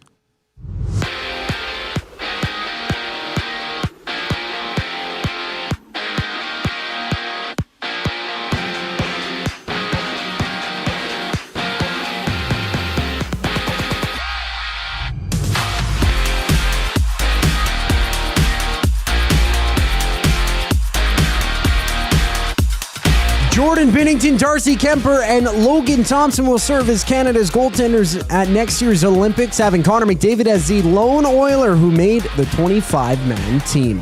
McDavid and the Oilers are in action tonight against the Bruins. Connor Ingram starting, having Riley Stillman and Curtis Lazar out for Edmonton. Andrew Mangiapane and Alec Regula slot back into the lineup. Tune into the GCL Diesel Oil Stream pregame show. Tom Gazzola, Ben Thompson tee things up with coverage starting at 6:30. And right now in the NHL, there's 2 games live. It's tied at 3s with about 2 minutes left in the third period between the Wild and the Sharks. At 6:30, Canada challenges Finland for top spot in Group B at the World Juniors. And some action underway right now, midway through the first. Sweden has a 1-0 lead over Team USA. To the hardwood, Toronto and Denver matchup at 5:30. With a total of 9 games around the association. And to the NFL, the Packers have claimed Trayvon Diggs off waivers from the Cowboys, who placed a 27-year-old on waivers yesterday. Kevin Radomski checks in next. I'm Zachary Kubish, and you're up to date. Ladies and gentlemen, Bruce Boudreau. I think sometimes a lateral move is a really good move. It's like he's going there starting from scratch. He's not worried about, I went through waivers. This is all a slate clean. It's like going from one school to another school. No matter all the problems you had with the teachers back there, you can start fresh. And I think that's where he is. And I think that's where the lateral move is an upgrade. The Nielsen Show with Lieutenant Eric. Weekday mornings 6 to 9. Only on Edmonton Sports Talk. Your clear choice for Edmonton sports. When you cater with Royal Pizza, you're getting the same great pizzas, pastas, and salads you love, just bigger and built for a crowd. Perfect for teams, offices, or parties, Royal Pizza's catering brings real value around $10 per person. Delicious, high quality, and easy. If you like their pastas, you'll love their catering pastas even more. Visit royalpizza.ca or contact your local store for exact pricing and details. So come on home, Royal Pizza, still making it great. At Firehouse Subs, our subs are freshly toasted, stacked high, and crafted to satisfy. Each sub is piled high with premium meats, melty cheese, and toasted to perfection. Firehouse Subs brings bold flavor to every bite, all served on a freshly toasted roll. But we're not just feeding Edmonton, we're fueling it. Dig into the brisket hat trick, piled with slow-smoked brisket and melty cheese. Or go to the Firehouse Subs fan favorite, the Hook and Ladder. Made to order with smoked turkey, honey ham, and Monterey Jack cheese on a perfectly toasted roll. With 15 Firehouse Sub locations across Edmonton and the greater area, it's easy to grab a hot and hearty sub close to home. Firehouse Subs. Hot, hearty, made to satisfy. When gambling, set a budget before you play. Stay informed and visit GameSenseAB.ca to learn how. Remember, if you gamble, use your game sense. New Year's Eve, join River Cree Resort and Casino for a spectacular show like no other. Get ready for Material Girls, an amazing tribute to Lady Gaga, Adele, Shania Twain, Madonna, Blondie, Pink, and Cher, capturing all the elegance and essence of these mega stars in one unforgettable concert experience. Material Girls, December 31st in the venue. Hurry, get your tickets now at rivercreeresort.com. River Cree Resort and Casino. Excitement? Bet on it. Since 1952, William Huff has been the heartbeat of Edmonton's advertising world. From humble beginnings to a citywide powerhouse, we've been the go-to for signage from print to design and installation. Partnering with Edmonton's top sports franchises and major events, we've helped shape the city's global reputation. Our secret? Unmatched customer service, decades of experience, and a passion for excellence we call the William Huff Advantage. Visit us online at williamhuff.com.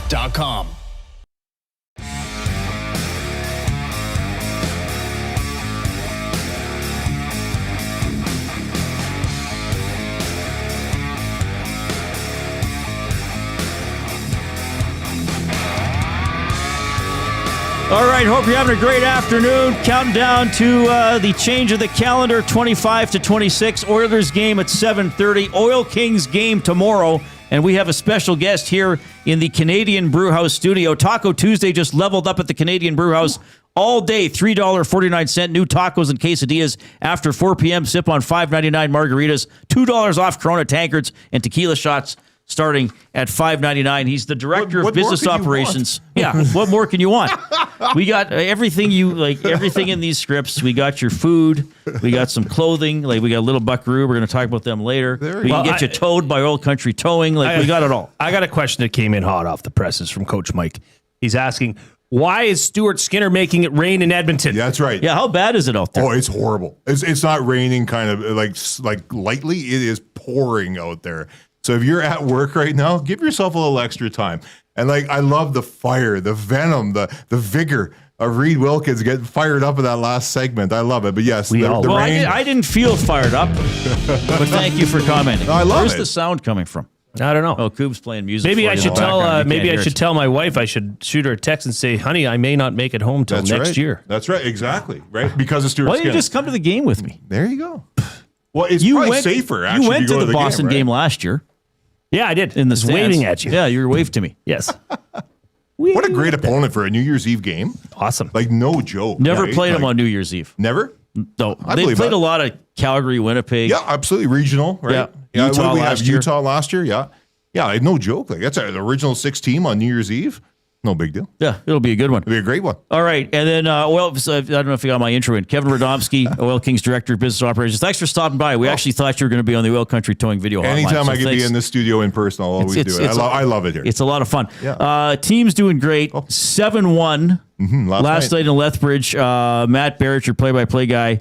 You got Halinka, Sachin, and Hodnett combining for 22 points in the last 3 games. Yeah, not bad, right?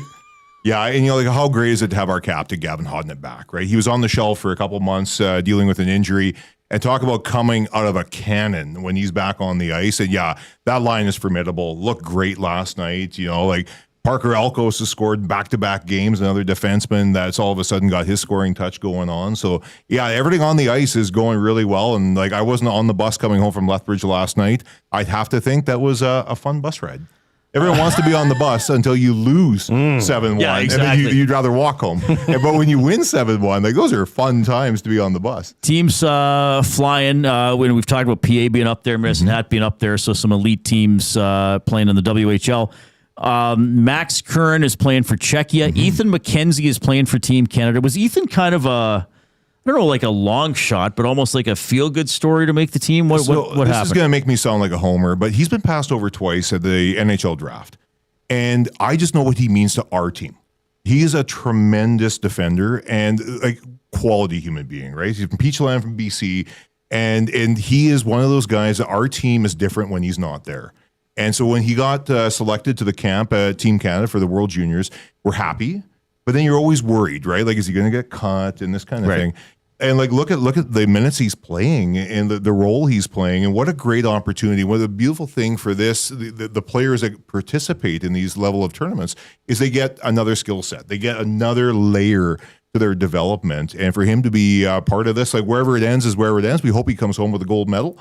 But I can tell you that the experience that he's gaining right now is second to none. I saw a picture, sorry, before you go on, of him and his dad, I think, Yes, last night, watching the Oil Kings game on a little screen. That must be a neat moment for you guys and your organization to see him there doing his things. It is. And like his commitment to our team, his commitment to Team Canada, and like the McKenzie family are like the nicest people in the world. Like, whenever they're in the building, and of course, because they live in BC, they don't come to every game. But when they do, like, you can just feel like they're just a quality family. So I love it when great people succeed. And watching Ethan continue to grow and develop on the stage like he is now, we're full of pride, and we can't wait to see what he's going to do. And Max Curran was part of one of the weirdest plays I've ever seen. Was it Boxing Day against Canada? Did you see this one, Jay? So there was a scramble in front of the net. Is it Tijiginla? How do they say it? Tijiginla does a between the legs shot with the Czech goalie down, but Curran standing on the goal line, and the puck goes right into his glove. He bats it away. And then he just throws it behind with the no net. time left on the clock. Right. So they review the clock and to see if the puck crossed. Yeah. They can't review to see if there should have been a penalty shot, which there should have been. Absolutely. But I mean, he didn't so much grab the puck as he was just like, oh, it's in my glove. I better get it out of there. It was a hot potato. Yeah, absolutely. So and like that's the instinct of the players, right? Like it happens in a blink of an eye. But you're right. Like they could review everything except the hand play in the crease, right? So, but again, like that's another thing where here's another player with Kern like that having a great year with us. And that Team Czechia is no joke. Like they're our strong team, right? So again, he's developing as well, and we're so proud to see our players take their skill set to that next level on that stage. All right, exciting times for the Oil Kings. Big day tomorrow. When's the game? It's against Red Deer, right? Yes, when's the game? What's going on for New Year's stuff? Yeah, so it's 1:00 door, 2:00 puck drop. So if you're going to go out tonight and maybe revel in the festivities, we'll let you sleep in a little bit. If you're going to bring the family, it's a nice early puck drop. So 2:00 puck drop after the game is done. It's going to be a great game against a divisional rival in the Red Deer Rebels. We actually bring fireworks onto the ice. We actually set them off on the ice, set to music. So you're going to have a fireworks show inside. I can promise you that when the fireworks show is done, it is gunpowder city in that bowl. Like it is like thick like soup. And that's what you pay for. You get the 3 thrilling periods of junior hockey, and then you get a fireworks show set to music after the game is done. And it's really cool. And it's one of those things where I don't know how many people have seen it indoors. It is a different experience than when you watch it maybe, being emanated from outside. Yeah. It's a different experience inside. I love it. I think it's great. All right. You won't be rained on, I promise you. No, that's true. And another fun one coming up on Sunday, too. Yeah, actually, we're going to have our players are wearing a special jersey. They're going to be dressed up as superheroes. They're going to wear capes in the pregame warm-up. And we're going to be auctioning off those jerseys, and it couldn't go to a better cause. The Celebrini Children's Hospital here at Edmonton. So our players are going to be wearing the jerseys all day long. That's a 3:00 door, 4:00 puck drop on Sunday, January 4th. And the capes are going to be in the pregame. A couple of them are going to be wearing like the glasses, like the masks over their eyes as they're doing pregame. And that's the beauty of junior hockey is you get to have fun with it. And then when they're all said and done, we're gonna auction and raffle off those jerseys. All of the money goes to the Celebrini Children's Hospital here at Edmonton. And after the game, the players will take it right off their back. They'll autograph it to the people who are lucky enough to win them. And knowing that they're supporting a great cause, and they get to meet their hockey heroes and go home with a one-of-a-kind jersey. That's amazing. It's pretty cool. And it's this is really cool. I mean, there's kind of 4 teams that have separated in the Western Hockey League. So Medicine Hat is 25-6-5. PA's 25-5-4. And the Oil Kings are 24-7-4. And then in the other conference, Everett is 28-4-3. Yeah. That's an 843 points percentage. The Oil Kings, Raiders, and Medicine Hat are all like up 750-ish. So some really good teams this year. But it's Red Deer. You guys play a lot. Yep. It's Red Deer tomorrow. And, we love playing Red Deer because of the geographical, right? Yeah. They're an hour and a half south, so it makes the travel easy. For those who don't know, we travel by bus, right? So our territory is all the way from Victoria, BC to Brandon, Manitoba, and then down into the upper northwest of the USA. So anytime you can play an opponent an hour and a half down the road, you love those opponents, right? Because it's just a nice, easy travel. I wanted to ask you, you were talking about the McKenzie family, and the Oil Kings are a family. I mean, even once you move on from there, still. So I got to ask you about Tristan Jarry coming back, right? Has there been any communication with him and the organization? And if I'm not mistaken, his new helmet has a little bit of a nod to the Oil Kings in it. Why don't you explain that? I think Coop has the picture here. Yeah, so it's so cool. So number one, the beautiful thing when you see the Oil Kings, you get to watch these players develop, right? So they become NHL players, they become NHL stars like Tristan Jarry has. So if you look at the grill on that truck. That's on the left side of the mast. Yeah, there's an Oil King right there. Yeah, there's an Oil King where crown. It would normally say Freightliner. It says it's the Oil Kings logo. I thought that was cool. Neat. Yes, very awesome. Our equipment manager, Rogan Dean, obviously, like I'm old enough to remember Tristan as a very young man. Rogan Dean saw him as a young man. And what's so cool is that when players like Jake Neighbors in St. Louis, Dylan Gunther in Utah, and Tristan Jarry when he was with the Penguins, when they come back to town, they always stop by the dressing room and they always chat, right? So Tristan was actually in our dressing room this past summer, him and his wife and their young child, and we were just visiting. And he was talking about how cool it would be to play for the Edmonton Oilers. And when when the trade was actually finalized, my phone exploded from everyone that knew me saying, "Oh, Kevin's got me just licking his lips." I got Tristan Jarry, I got Curtis Lazar, all on the Edmonton Oilers. And I think it's just so cool to say that they've all come back around. And you couldn't be more proud of the lineage of them coming from the Oil Kings, and our fans love it. Yeah. For home opener this past year, we had Curtis Lazar signing on the concourse. And Curtis has never not got a smile on his face, right? Even when he's punching somebody. I was going to say, right? He could be getting punched or punching, and there's a big smile on his face. That's the way he is 24 hours a day. And here he is on the concourse. I said to him, I said, Curtis, if you can just sign autographs till the end of the first intermission, that would be awesome. He signed until halfway through the second period. And even then, I had to be the one to say, okay, like, he had other things to do. And our fans just love him. And that's the beautiful thing with junior hockey is you get to see these players now, and they always remember where they came from. And the fans get to say, I remember seeing Dylan Gunther when he was young, Jake Neighbors when he was young, like whether it's Joe Aginla or whatever it is now, right? You're kind of seeing tomorrow today with the Oil Kings. I think it's a lot of fun. Yeah, I like how you put that. And a lot of the guys, thanks to Matt Baird and Andrew Peard before him and some other PR people you've had, like when you're a host and you get to interview them with the Oil Kings, they kind of remember that. Absolutely. Because, hey, that was the first time I was on a radio show. Yep. Or, man, I was nervous the first time you went on with you, but by the third time, it was fun. So it's cool building one those of the things I relationships. love is, like, even the players that when they come to us, a lot of them have never signed something. Right? So when they're 15 years old, 16 years old, and I get them to sign their jersey, it's actually one of my favorite things where they get stressed. And I remember 2 years ago, Joe Aginla was just a young pup. And he was just like, Kev, like, I don't know what to do. And so we just get a piece of paper, we work with them. And like, okay, we're like, how do you like this? How do you like that? And then they create their signature. Oh, nice. Well, probably many of them wouldn't even have their name. They wouldn't know how to write their name in cursive. That's right. Well, that's a good They point. don't teach that no more. Yeah. 100%.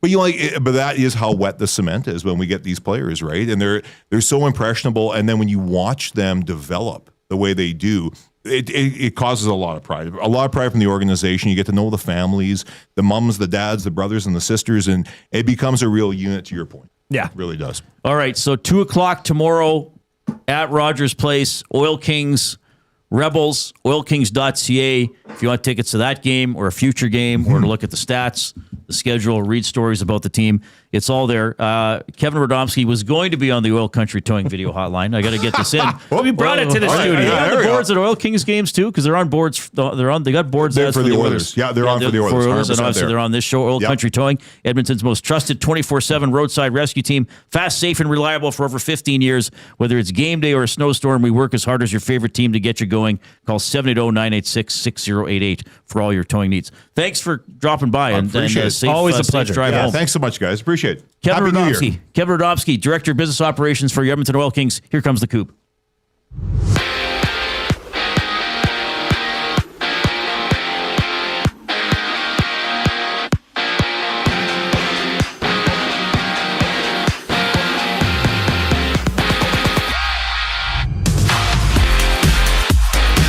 Jordan Binnington, Darcy Kemper, and Logan Thompson will serve as Canada's goalies at next year's Olympics, having Connor McDavid as the only Oiler making the 25-man team. McDavid and the Oilers take on the Bruins tonight. Connor Ingram starting, Riley Stillman and Curtis Lazar will sit out for Edmonton as Andrew Mangiapane and Alec Regula make their way back into the lineup. Catch the GCL Diesel Oil Stream pregame show. Tom Gazzola, Ben Thompson preview the action with coverage starting for that at 6:30 right here on EST. And tons of action around the NHL. Just one game underway. It's the Jets and Red Wings scoreless early in the first period. At 6:30, Canada takes on Finland to battle for top spot in Group B at the World Juniors. And right now it's the United States and Sweden underway near the end of 20 minutes. Sweden with a 1-0 lead. To the hardwood, Toronto and Denver tip off at 5:30. While in the NFL, the Packers have claimed Trayvon Diggs off waivers from the Cowboys, who placed the 27-year-old on waivers yesterday. This sports update is brought to you by Windsor Plywood Leduc. Locally owned and operated, serving Leduc and surrounding areas since '93. They have doors, flooring, baseboards, and of course, they have plywood. Go see the knowledgeable staff today at Windsor Plywood Leduc. We take a brief break in the show. We'll be back after the break. I'm Zachary Kubish, and you're up to date. EST Hangout. The flag was done in sparkles. Excellent. Was the sidelines painted with the sprinkles too? Yep. That's a good touch. Like, they're leaning all in, and I respect that. The gold jacket given to the Pop-Tarts, and those are just cardboard because they're dead. Oh, they're dead. Well, they were toasted last year and sacrificed. Like how they're just throwing. The EST Hangout, presented by Sentinel Storage. Weekday mornings 9 to 11, only on Edmonton Sports Talk. Your clear choice for Edmonton sports. From the first time on skates to wearing a special jersey passed down through generations, Sentinel Storage is here for you. Store your sports gear and seasonal items to create space for all life's adventures. Try 4 weeks free at sentinelstorage.ca. Proud partner of Hockey Canada and the World Juniors.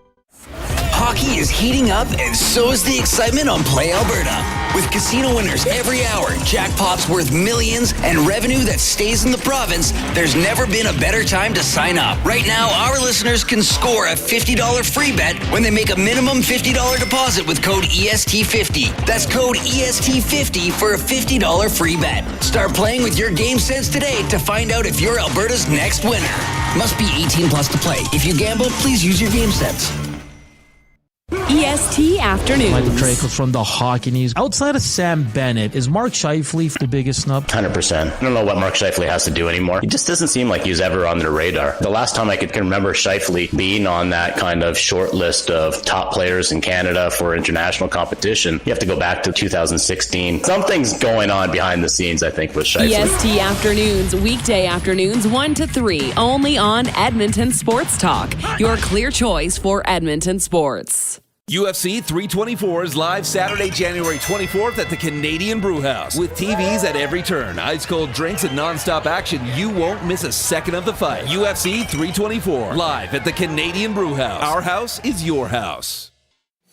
The Oil Stream. Thoughts on Team Canada today? It was announced. A lot of loyalty to the Four Nations face-off team. That was the immediate thing. And the best example of that to me, outside of Binnington perhaps, would be Mark Stone. But Stone didn't even play well on that team. That's why I said that. Like, Mark Scheifele is getting screwed. I don't know how else to put it. Bedard's had a great season. I know he's a little nicked up. But The Oil Stream, presented by Boston Pizza. Monday, Wednesday, and Friday afternoons at noon. Only on Edmonton Sports Talk. Your clear choice for Edmonton sports. Must you click? Click.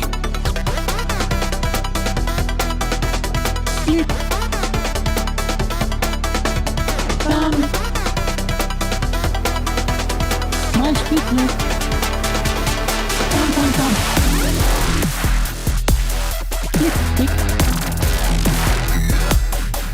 Jay and I are having a very good time.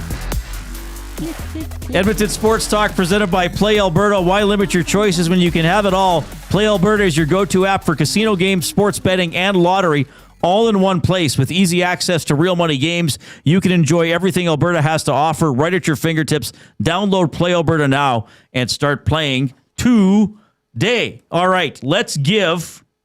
Oh, we're a little behind with the clues, eh? We are. Better give clue number 3 for the Hudson's Canada's Pub Mystery Athlete of the Game, if I still have the sheet of paper. There it is. You must text your guesses to the afternoon inbox, 780-218-9999, powered by River Cree Resort and Casino, home of the Kitchen Restaurant. Sundays and Mondays, 50% off the entire menu. That's Sundays and Mondays, 5 p.m. until close. Maximum 3 guesses per person. First right answer wins the $25 GC to Hudson's Canada's Pub. Third clue is Montreal. So the clues are Boston, leading scorer, and Montreal. Boston, leading scorer, Montreal. This morning, I ran these clues by you and Matthew Awanek. Awanek got it at this point. Having said that, the clues were in a different order on the first draft. But still, they were the same 3 clues, but in a different order. What he did was impressive. He's an impressive man. He's a wizard. He is a wizard. He is a wizard. All right. So that's the third clue. We'll see if somebody gets it there. I think somebody will. Great to have Kevin Radomski in studio from the Oil Kings. He's the director of business operations, teeing up their New Year's Day game tomorrow, 2 o'clock against Red Deer. Their Superhero Day game is coming up Sunday at 4. Oilers and Bruins tonight. Here's McDavid. Yeah, they play hard. They play very hard. They're a tight checking team. kind of sit back in that neutral zone, almost LA-like. So got to be patient with our game. Capitalize when we get our looks, and just, as I said, be patient with the game. All right, Bruins struggling lately, 0-4-2 in their last 6. It has been a good month for the Oilers, 9-4-1. Man, oh man, 10-4-1 would look pretty good with a lot of home games coming up between now and the Olympic break. Let's get into the Alberta Blue Cross courageous moment. Running your own small business takes courage, and as it grows, so does your team. That's why Alberta Blue Cross offers health, dental, life, disability, and wellness benefits designed just for small businesses, because we know a healthy team means a thriving business. Visit ab.bluecross.ca to find a plan that's right for you. Just incredible. Thank you. I'm honored to be in your presence. Look, I want to know. I'm going to need some audience participation here. I want to know what love is. Can you whistle I Want to Know What Love Is by Foreigner?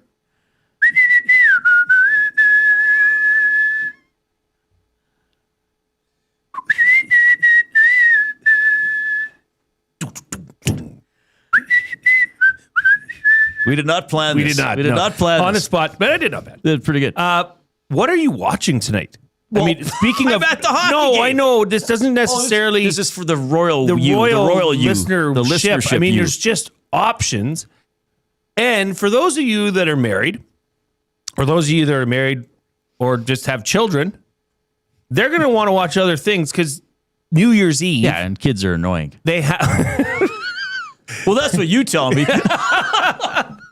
Yeah. I'm joking, Milnes. Yeah, Milne girls, he's joking. You're beloved. But there's like the Rockin' New Year's Eve, right? So they get all the new hot acts that all the young kids No, who like. does? It's not Dick Clark anymore. Seacrest. It's the Seacrest, right? It's the Seacrest. The Seacrest. The Seacrest. That's the Seacrest. Captain, what is that? We used to have that caller that would call it after games to Rob and I, JP. Remember, he was the guy that would do the French accent, and he would French call the players, the Mangiapane. Right. The nurse. The nurse. How are you doing this? Because obviously the Oilers game starts at 7:30. There's a bowl, like a college football quarterfinal. Miami versus Ohio State. Maya and Osu. And then you've got New Year's Rockin' Eve. And then the question is... the World Juniors. They World play Juniors. Finland. At 6:30. That's the marquee matchup of this whole damn tournament for Canada to this point. And there's other options. So, what are you going to watch? How are you going to navigate the remote control? And how late would you let your kids stay up? Like I'm talking do not under 10. most parents let kids stay up till midnight on a day such as this? Yeah, if they can make but it. it can be hard. I mean, they can. I would think once you're 8 or 9, then they can turn you into can make little it till midnight. Little hellions. After once the witching hour is Just upon us, give them as much sugar as possible. Exactly. So I don't know. It's an interesting dilemma, I guess. But there's 4 major sporting events on tonight. Obviously, I'll have one of So thankfully, we're going to have a basement set up primarily for the kids, and then there'll be some kids might just want to watch a movie. But then some kids, there's no movie options in our house tonight. No, but in some homes. Yeah, not in our house. No way. It's sports or nothing. So I feel attached to watch Miami try and pull off the upset against Ohio State for Matthew Iwanek. Go you. But then I have to watch the Oilers game to see how, to watch Mangiapane's hat trick. Right. And then, you got the World Juniors. That's the biggest challenger that they're going to have in this round robin, probably, right? Yeah. And then Rockin' New Year's Eve with Ryan Seacrest. And on top of that, speaking of courageous moments, I have to eat Chinese food tomorrow. Well, how much courage does that require? When you don't eat a lot of it, quite a bit. So send in what you are watching. Max Bezzozu, Jay's internal metronome is top notch. Did you ever grow up with a metronome? I know what it is. I don't have one. I just want to, because a couple people have, when we were talking about the Olympics, a couple people were like, why aren't you talking about Devon Taves? And somebody just said Devon Taves is not going to go to the Olympics. That's not true. That's not true. he will not go to the Olympics if his child, which is due around that time, is not born. That's how I understand it. He said if the baby isn't born, he will skip the Olympics. That's the latest I've seen. That's all that I could find that was said. Yeah, so I just want to be as accurate as possible, unless somebody has a source or a tweet or a story that says he's actually taken himself off the team. I have not said that. Or I've not seen that. Most husbands would do the same thing. Right. Not even question it. So I don't know if they might say, hey, we got to name a replacement. I don't know if those discussions, but I assume he would have told them about this beforehand even. Yeah, I don't know. I mean, February is even though it's a short month, it's quite a few days. Right. So you could have quite a few options in there. Yeah, so but at the moment he's on the Olympic team is everything I've seen. Coach Mike says Oilers can pad their league in the Pacific. Vegas and Anaheim lost. Important game tonight. Coach Mike's going to be focused on the Oilers game. Now, do you know why, Jay? My courageous moment. I'm just improvising this. Do you know why I do not refer to the Edmonton Oilers as the first place team in the Pacific Division? Points percentage. Points percentage. I knew it. 592 for Vegas, 575 for Edmonton. Very close, but I tend to look at points percentage. So I still think the way I look at the world, the Oilers are second place. In the world? In the Pacific Division. Though, I mean, whatever. At this time of year, we'll see where it goes. So, Rockin' New Year's Eve is going to be hosted by Ryan Seacrest. Right, the Seacrest. The Seacrest. Chance the Rapper is going to perform. Is he the guy that did the Brady Shea sketch on SNL? Where he had to pronounce the defenseman's name he was with the Rangers at the time. Couldn't tell you. I thought that was him. Rob Gronkowski's going to co-host. The Gronk. Now, is it Julianne Hough? I think it's Hough, yeah. Dancing with the Stars I believe so, fame. Yeah. She's co-hosting. Here's your performers. 4 non-blondes. See if I've never heard of them. I've heard of them. 50 Cent. I've heard of him. Calvin Broadus, is that his real name? I believe. Curtis Broadus. So close, Coob. Is it Broadus? I don't know if it's Broadus. Curtis Cent? Or is Broadus Snoop's real name? Maybe that's Curtis Snoop. James Jackson III. Yeah. Who's Six Slack? Sorry, who's 50 Cent? That's Curtis James Jackson. And what's Snoop's real name? Snoop Diddley DZ Dog is... He's Broadus. Yes. Yes, Calvin Cardazar Broadus Jr. So I nearly would look good. Kinda. Have you heard of... I think of Slack. Is that the name? It's a 6 with lack. Black? No. Six Slack. Oh, I don't know thought who it that would is. be a black. No, it's not. Oh. AJR. Heard of them, Reid? I have not. Big X, The Plug. Nope. Yeah. Big X The Plug. Okay. You guys went I have not heard. Is that a band or a big human? rapper. It's a rapper? Time, Okay. Big time. Busta Rhymes. Yes. Chappell Roan. Yes. Pink Pony Club. And Hot to Go. HOTTO. Charlie O. Charlie Puth. Puth? Puth? I think it's pronounced Puth. I don't know who that is. Ciara. Yes, Ciara? that's where Russell Wilson's wife, is it not? Thank you, everybody. Yeah, but you don't know for Big another X The hour. Plug. Happy New Year's. Put something in the donation tray. Demi Lovato. Yes. Diana Ross. Oh, yeah. Okay, question for Coop. What band was Diana Ross in? Zero clue. I don't even know if I think I know that, but I don't. Diana Ross and the... Yeah, right. No. Come on. If my dad's listening right now, he loves this group. Fogart. I don't know. No, I just gotta think about it. Fogarth. Yes. Diana Ross and the Fogarth. That sounds like a junior high student Diana who gets Ross. pulled into a battle against orcs. Ross. Oh no, the Fogarth are attacking. What is it? Naked Ladies. The Supremes. The Supremes. Diana Ross and the Supremes. DJ Cassidy. No. Fillmore. No. Goo Goo Dolls. Yes. Jess Glynn. No. Jesse Murph. No. Jordan Davis. No. Leon Thomas. How many people are performing? Dude, it goes on and on. This is going to go till next New Year's Eve. They're going to have a lot of years. Little John, Little Big Town.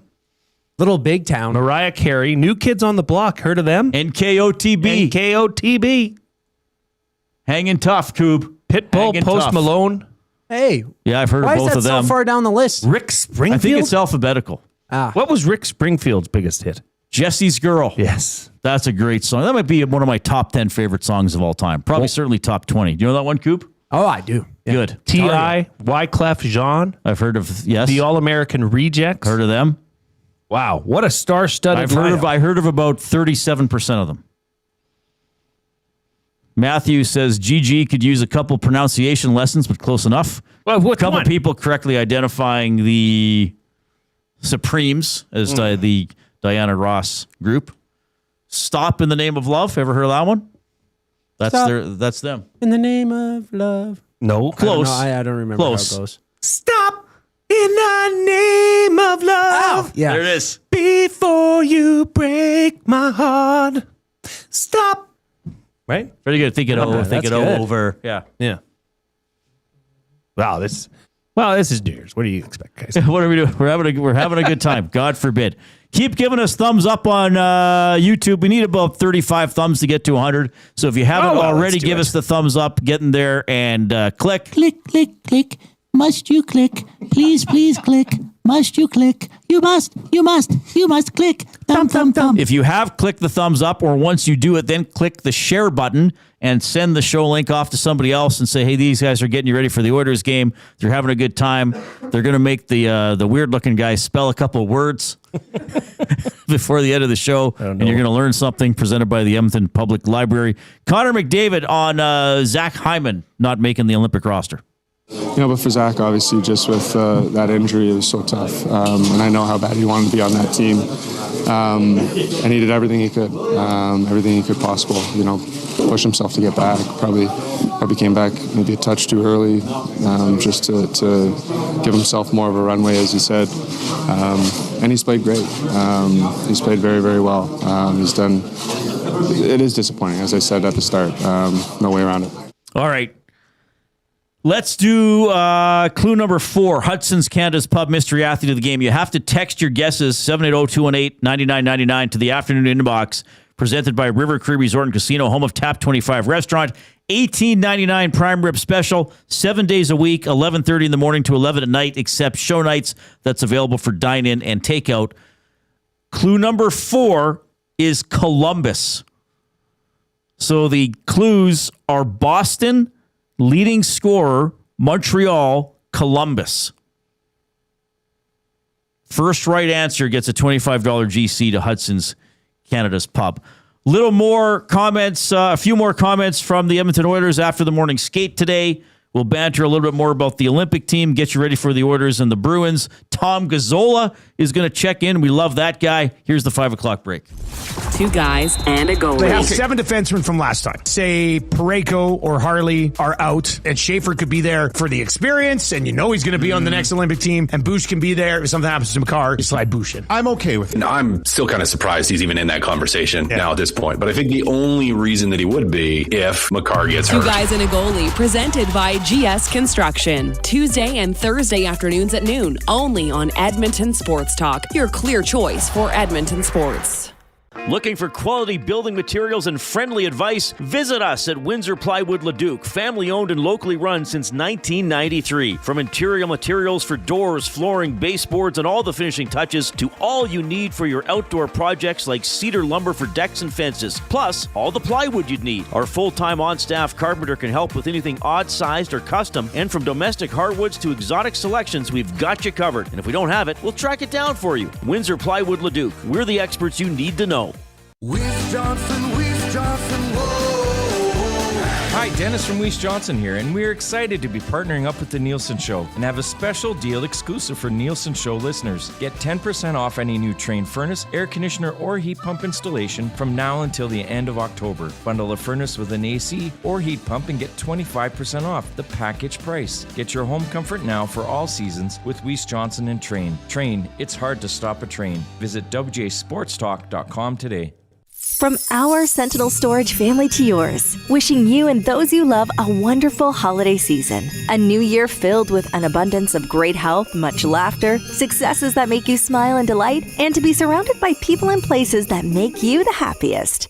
Running your own small business takes courage, and as it grows, so does your team. That's why Alberta Blue Cross offers health, dental, life, disability, and wellness benefits designed for small businesses, because we know a healthy team means a thriving business. Join over 5,000 Alberta businesses who have chosen us to help their business grow and succeed. Alberta Blue Cross takes care of you and your employees, so you can take care of your business. Visit ab.bluecross.ca to find a plan that's right for you.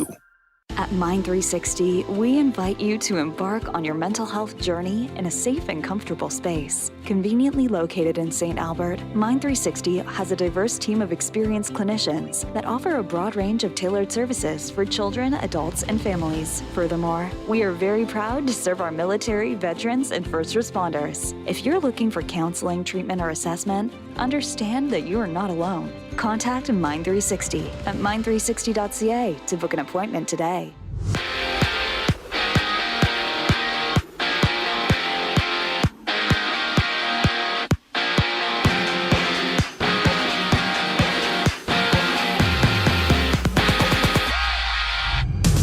Team Canada's Olympic roster has been announced. Connor McDavid, the only Oiler making the team.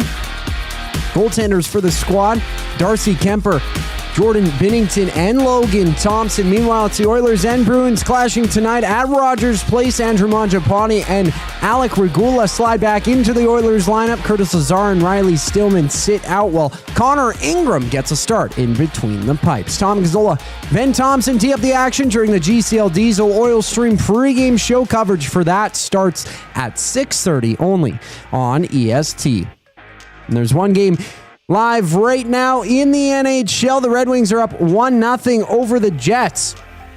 About 5 minutes left to go in the first period. And World Juniors action, Team Canada and Finland battle for top seed in Group B. Puck drop is at 6:30.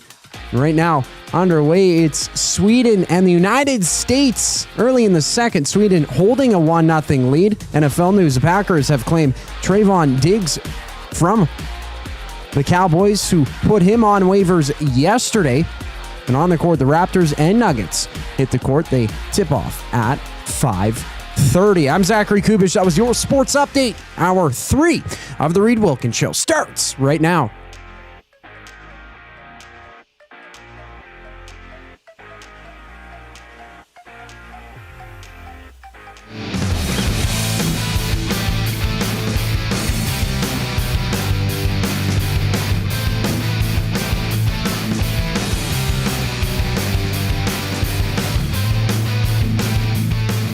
Happy New Year, everybody. Happy New Year. Happy New Year's, Reeds. Yes, thank you. Jay, you've covered them off. You don't have to wish me that ever again. Happy New Year's. You've covered off everyone I'll ever experience. Thank you. You're welcome. Oilers tonight, McDavid between Nugent Hopkins and Hyman. Draisaitl between Podkolzin and Mangiapane, who returns to the lineup. Just for myself, just kind of be, more on the puck, be closer in battles, be tenacious and just kind of be in the battle, right? Don't be kind of on the perimeter, kind of looking in, waiting for someone to kind of get you the puck, go in there and kind of get it and win those little battles, right? Roslovic centering Janmark and Savoy, Henrique with Jones and Frederick, so Lazar will be out, Ekholm with Bouchard, Nurse with Regula, Stastny with Emberson, Ingram in goal, despite Pickard's big game a couple days ago. Ingram against Boston in his career, 2-1, 2.93 goals against average, .893 save percentage. Going to be Swayman for the Bruins against the Oilers in his career, 2-3-1, 3.17 goals against average, .893 save percentage. Boston 0-4-2 in their last 6 games. They lost in overtime a couple days ago to the Calgary Flames. The special teams story goes as such, Jason Milne. Do tell. Bruins pretty good power play, 24.6%. 8th. Oilers outstanding power play, 34.9%. First in the NHL. PK, both teams kind of just below average. Boston 79.6%. 18th. Oilers 79.3%. 20th. Oilers did have so solid couple of penalty kills in the first period against Winnipeg in their most recent outing. Probably contributed to them winning. I thought it was a big part of the win, Jay. I think that sealed the win. Portions of hindsight being 2020. That is. Portions of this hour are presented by Little Buckaroo Design. Since 2015, Little Buckaroo Design in New Sarepta has been saying, heck yeah, we can do that. From heat press and embroidery to rhinestones, sublimation, DTF signs, and custom decals. Decals? Oh, no, wait, I was supposed to say decals. Custom decals. Decals? Michelle and her team can make it happen. Stop by the showroom at 5063 Center Ave in New Sarepta. Call 780-984-2872 or check out their website, lilbuckaroodesign.ca. They made us some awesome shirts that they dropped off before Christmas, including a Chet Palmer shirt for each one of us, including the Coop. Pretty good stuff. Very good stuff. Good quality. The Joker shirt, I think I might break that out. Yeah, we got to break year. that one in. Great people for sure. Sweden just scored, didn't they? Power play goal. Leading the U.S. 2-0, 3.5 minutes into the second period. Kris Knoblauch on the last two Oilers games. You know, I think first two games after the break, maybe a little lethargic, maybe casual. I'd like to pick up that intensity a little bit, but probably mostly the intensity is just our puck play, making it a little more crisp, a little more cleaner, and moving it quicker. And I think whether we were holding the pucks too long or we weren't getting into spots quick enough that we can move those pucks, you know, I think our transition game could be a little bit sharper. And, you know, I think everything else, no question marks about their work ethic and trying to do the right things. I just think we're just being a little slow to our game. And, you know, obviously before the break, we were playing really well. Just that break kind of killed the momentum a little bit. I think they were more outplayed by Winnipeg than they were against the Flames, even though that was the game they won. Yes. But against Calgary, I know I always say, well, don't count goalposts as goals. They hit 4 goalposts against Calgary, but they were the result of good looks. I mean, they weren't like weird bouncy goalposts. They were good looks that they didn't finish. They stole the game. Yeah, I thought they were outplayed against Calgary, but having said that, they had some quality chances that they didn't finish that maybe could have got the game into overtime. Winnipeg, they were outplayed. They should have lost, but they won. Agreed. Zach Hyman on not making Team Canada. Yeah, listen, I'm super proud of being able to come back from an injury like I did and to be able to contribute and help our team. And it was a huge honor to be at the Team Canada camp to begin with, and I think it was September, end of August, whenever it was. So many worthy players, and you can make a bunch of different teams and mock rosters of who should be on and who shouldn't be on. So disappointed that I'm not on it, but at the same time, very proud of being able to come back from an injury and to be in the mix and to be able to play to the standard that I want to be at. All right. Yeah, I think we all knew Hyman was a long shot. Would have been a great story to have him on the team. He doesn't make it. Macklin Celebrini, the young guy, does make the team. Here's Connor.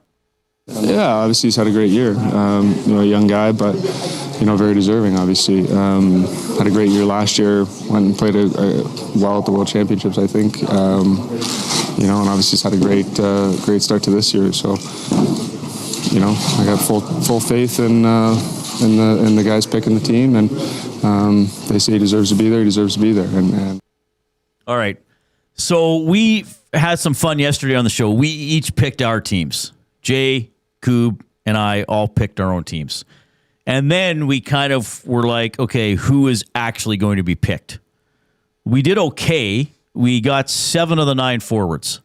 I think we missed on the same ones that a lot of people did. So we predicted Bennett would be on, and we predicted Scheifele would be on.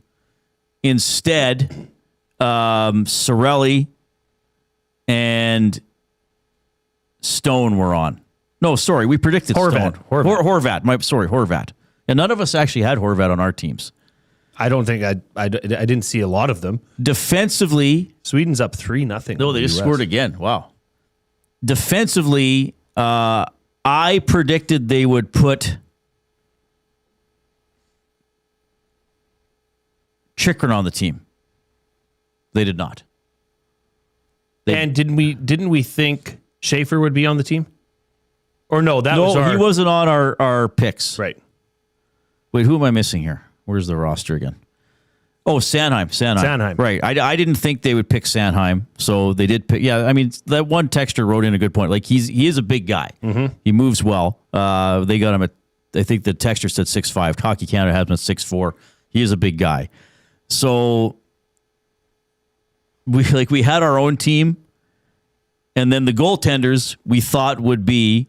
None of us picked these three, but did Coop pick these three? The goaltenders we thought that Canada would pick were Binnington, Kemper, and Thompson. So we nailed that. So out of the 19 available spots, we actually read Doug Armstrong and company's mind on 16 of them. Let me ask you this, Reid.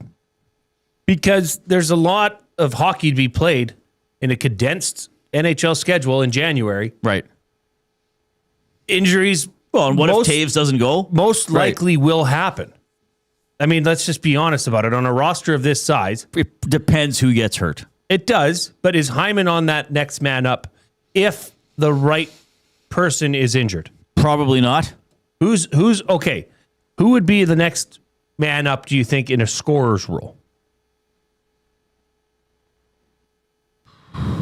Well, I wonder if they would put Scheifele on the team. Right? So do you think Bennett would be ahead of the queue and be in the same... Bennett would replace like a Wilson. But would him and Hyman be in the same group? Because Doug Armstrong did say it's not, okay, one player gets injured, this is the next person next up. Guy's it depends on the position of it. Right. Do you think Bennett would be ahead of Hyman in that, that rugged power forward kind of role? Well, that's a good question. Or do you think Hyman's next up? I think it would have to be Bennett. I think it'd still be Bennett. I think they might see Hyman in more of a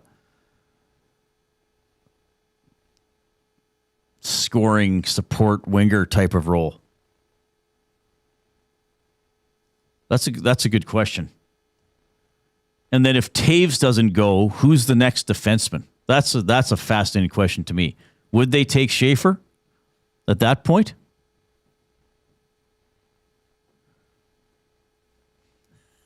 You're really mulling over that one. Or would they go with Chikrin? Who's very good. Very good.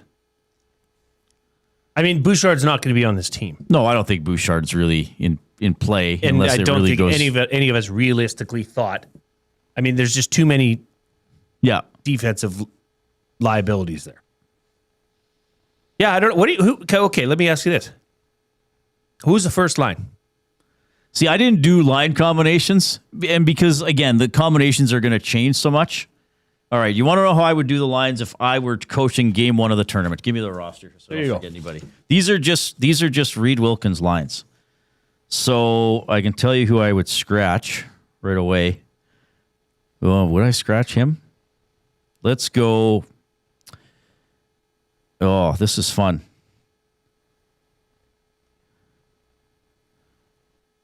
Let me guess. You would scratch Horvat and Cirelli. I might scratch Stone, to be honest with you. Oh, okay. What if you went Hagel, Cirelli, and Wilson together? Fourth line. Yeah. I would go... Well, this is fun, eh? Like, there's no wrong answers. I'm just playing. Suzuki, Wilson, and... Suzuki, Wilson, and no, wait a minute. Marchand, Suzuki, and Wilson. McDavid, Marner. You'd put McDavid and Marner together? Yeah. They didn't do well together in the Four Nations. Yeah, but they were on for the great game-winning goal. True. Who am I missing here? Crosby, no, McDavid, Marner, and Point. Those were the guys on the ice for the winning goal. And then that leaves Crosby, McKinnon, and Reinhart. McDavid centering Point and Marner. Crosby with Reinhart and McKinnon. Suzuki with Marchand and Wilson. Hagel. Oh, no, I have Wilson twice. Well, he is pretty good. Celebrini. Crappity pants. Okay. Where does he go? All right, let's move Reinhart down there. Crosby with Celebrini and McKinnon. Suzuki with Reinhart and Marchand. Hagel with Wilson and Cirelli. I scratch Horvat and Stone. They won't scratch Stone, though. Hockey Canada Cooper won't scratch Stone. Yeah, you'd think that. Yeah, those are going to be the lines. Everybody, mark it down. You better For the whole keep that. tournament. It'll never change. Well, they may not. Things may not be as fluid as they are here in Edmonton. Well, Cooper did change the lines quite a bit over the course of the tournament. And then what 2 defensemen are going to be scratched then for the first game? So we'll assume Taves plays. Taves with Makar. Harley? No, they'll okay, will they scratch Harley and Sanheim then? Say Morrissey with Parayko and Theodore with Doughty? Maybe I keep underestimating Sanheim. Watch him just go on a tear. Yeah. Well, best performance by a defenseman in Olympic history. You were talking about, what was it, the 2014 Olympics? The 2014 Olympics, U.S. just scored. The leading scorer for Canada was Doughty, and Weber was second. Speaking of leading scorer, has anybody got our Hudson's Canada's Pub Mystery Athlete of the Game? Negative. All right, the final clue then is second place. So the clues are Boston, leading scorer, Montreal, Columbus, and second place. I don't know what else to do. I'm surprised this one has taken this long. Maybe people are already in a bit of a New Year's Eve fog. Their minds aren't working. Maybe they've tipped back a pint or two already, or they're a little distracted. I don't know. By the way, we need 20 thumbs up to get to 100, so let's make a late rally for that. The Boston, leading scorer, Montreal, Columbus, and second place are the clues. All right? All right. We're going to go to the Oil Country Towing Hotline when we get back to set up the Oilers and the Bruins, talk about the Olympic team selections as well. Tom Gazzola when we get back.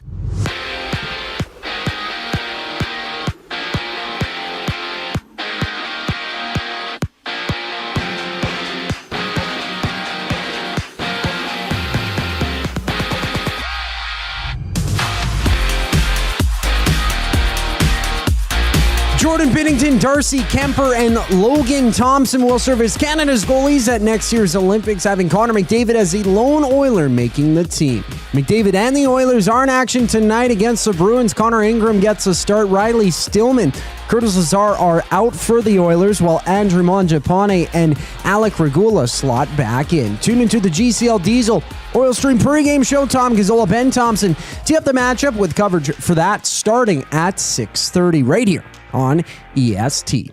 A pair of games live in the NHL at first intermission. The Red Wings up 2-0 over the Jets, and the Devils are trailing the Blue Jackets 1-0. Mason Marchment on the board with his 8th of the season, 7 minutes into action. At 6:30, Canada challenges Finland for top spot in Group B at the World Juniors.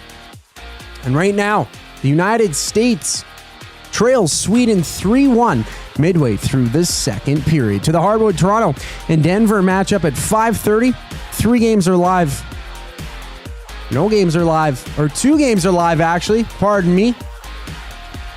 The Bulls up 22-13 over the Pelicans. 6 minutes left in the first. The Knicks are also up 13-11 at that same time against the Spurs. This sports update is brought to you by Paramount Flooring. This January, Paramount Flooring wants to give you more with free premium underlay included with any in-stock carpet purchase. Are you ready to treat your feet? Visit us in-store or online at ParamountFlooring.ca. Tom Gazzola checks in on the other side of the break. I'm Zachary Kubish, and you're up to date. Hockey is heating up, and so is the excitement on Play Alberta. With casino winners every hour, jackpots worth millions, and revenue that stays in the province, there's never been a better time to sign up. Right now, our listeners can score a $50 free bet when they make a minimum $50 deposit with code EST50. That's code EST50 for a $50 free bet. Start playing with your game sense today to find out if you're Alberta's next winner. Must be 18 plus to play. If you gamble, please use your game sense. December's festive featured wing flavors are here at the Canadian Brewhouse. It's festive cranberry versus Korean bulgogi in the ultimate flavor showdown. Try them anytime or just 67 cents every Wing Wednesday for a limited time. The Canadian Brewhouse. Our house is your house. New Year's Eve, join River Cree Resort and Casino for a spectacular show like no other. Get ready for Material Girls, an amazing tribute to Lady Gaga, Adele, Shania Twain, Madonna, Blondie, Pink, and Cher, capturing all the elegance and essence of these mega stars in one unforgettable concert experience. Material Girls, December 31st in the venue. Hurry, get your tickets now at rivercreeresort.com. River Cree Resort and Casino. Excitement? Bet on it. From the first time on skates to wearing a special jersey passed down through generations, Sentinel Storage is here for you. Store your sports gear and seasonal items to create space for all life's adventures. Try 4 weeks free at sentinelstorage.ca. Proud partner of Hockey Canada and the World Juniors.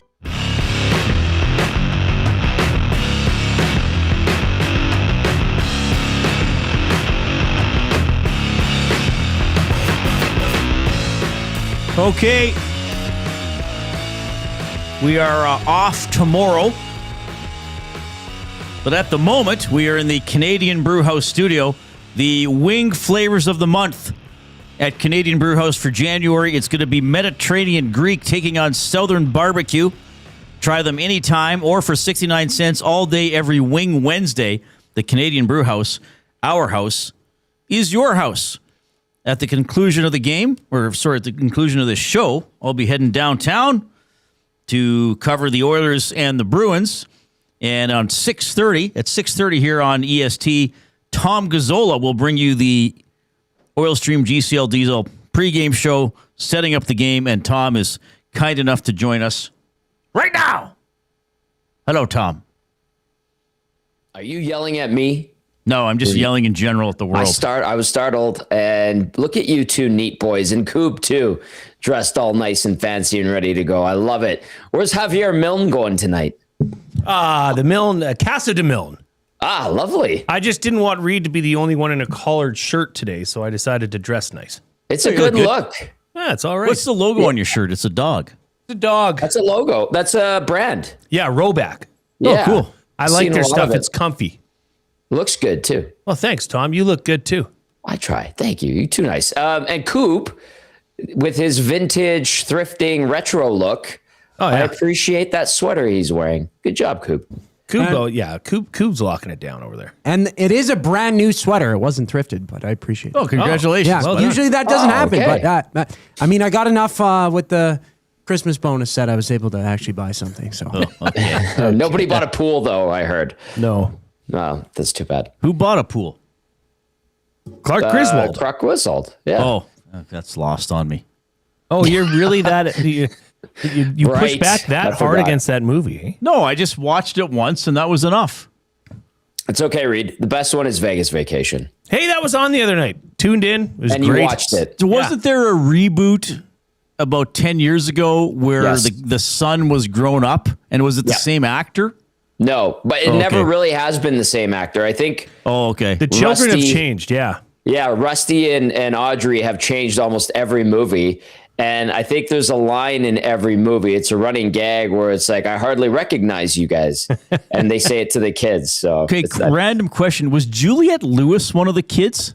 in Christmas Vacation. In Christmas Vacation. Yeah. Okay. And Ethan Embry played Rusty in Vegas Vacation. And he was in like he was in That Can't Thing Buy You Me Do. Love. No, That Thing You Do. That's right. He was the drum Yeah. or the bass player. Oh, wow. Yeah. Yeah. Great And role. he's in other movies as well. And then they had Ed Helms as That's the who it was. Rusty Griswold and Christina Applegate as his wife. I didn't like the quote unquote reboot. It was tied into the old ones. It was okay. It felt like a just rehashing of the first one. Okay, so here is who played the kids. Anthony Michael Hall was Yep. the son. Then Jason Lively. Johnny Galecki. Yes. In Christmas Vacation. Christmas, yes. So he was on Big Bang. Ethan Embry in Vegas Vacation. And then Ed Helms in Vacation in 2015 as the adult version.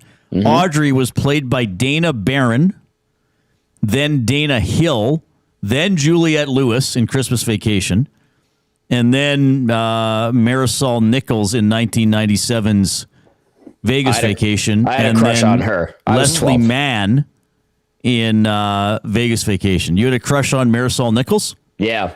Okay. Yeah, I did. So I guess out of those people, the names I know the most are Anthony Michael Hall, Johnny Galecki, Julia Lewis, and Ed Helms. Because Ed Helms was also in the Hangover movies. Oh, yeah. And he was on The Office. I don't know if he was there from the beginning.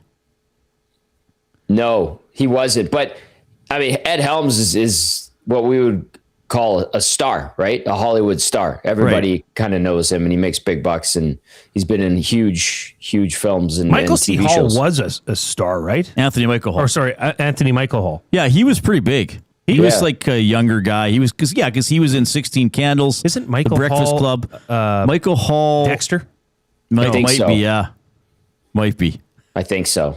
Somebody will know. Yeah, somebody in the nasty chat. I think will know. you're right, Jay. I think so. I think you're right.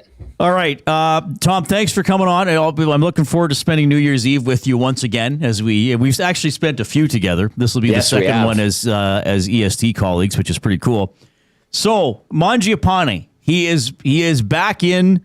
I know you. I'll play the clip again for everybody. I think you'll be able to hear it. He was asked in the scrum this morning, basically about the trade rumors and his agent supposedly looking for a trade. Yeah, I'm not, to be honest, not really sure. That's kind of the business side of it, right? I'm happy to kind of be here and be with this team, right? So we'll see kind of where it plays out, but that's kind of beyond my kind of control, and I'm just gonna continue to play my game and focus on hockey and do whatever I can to help this team win. All right. I mean, I don't know what my agent is doing.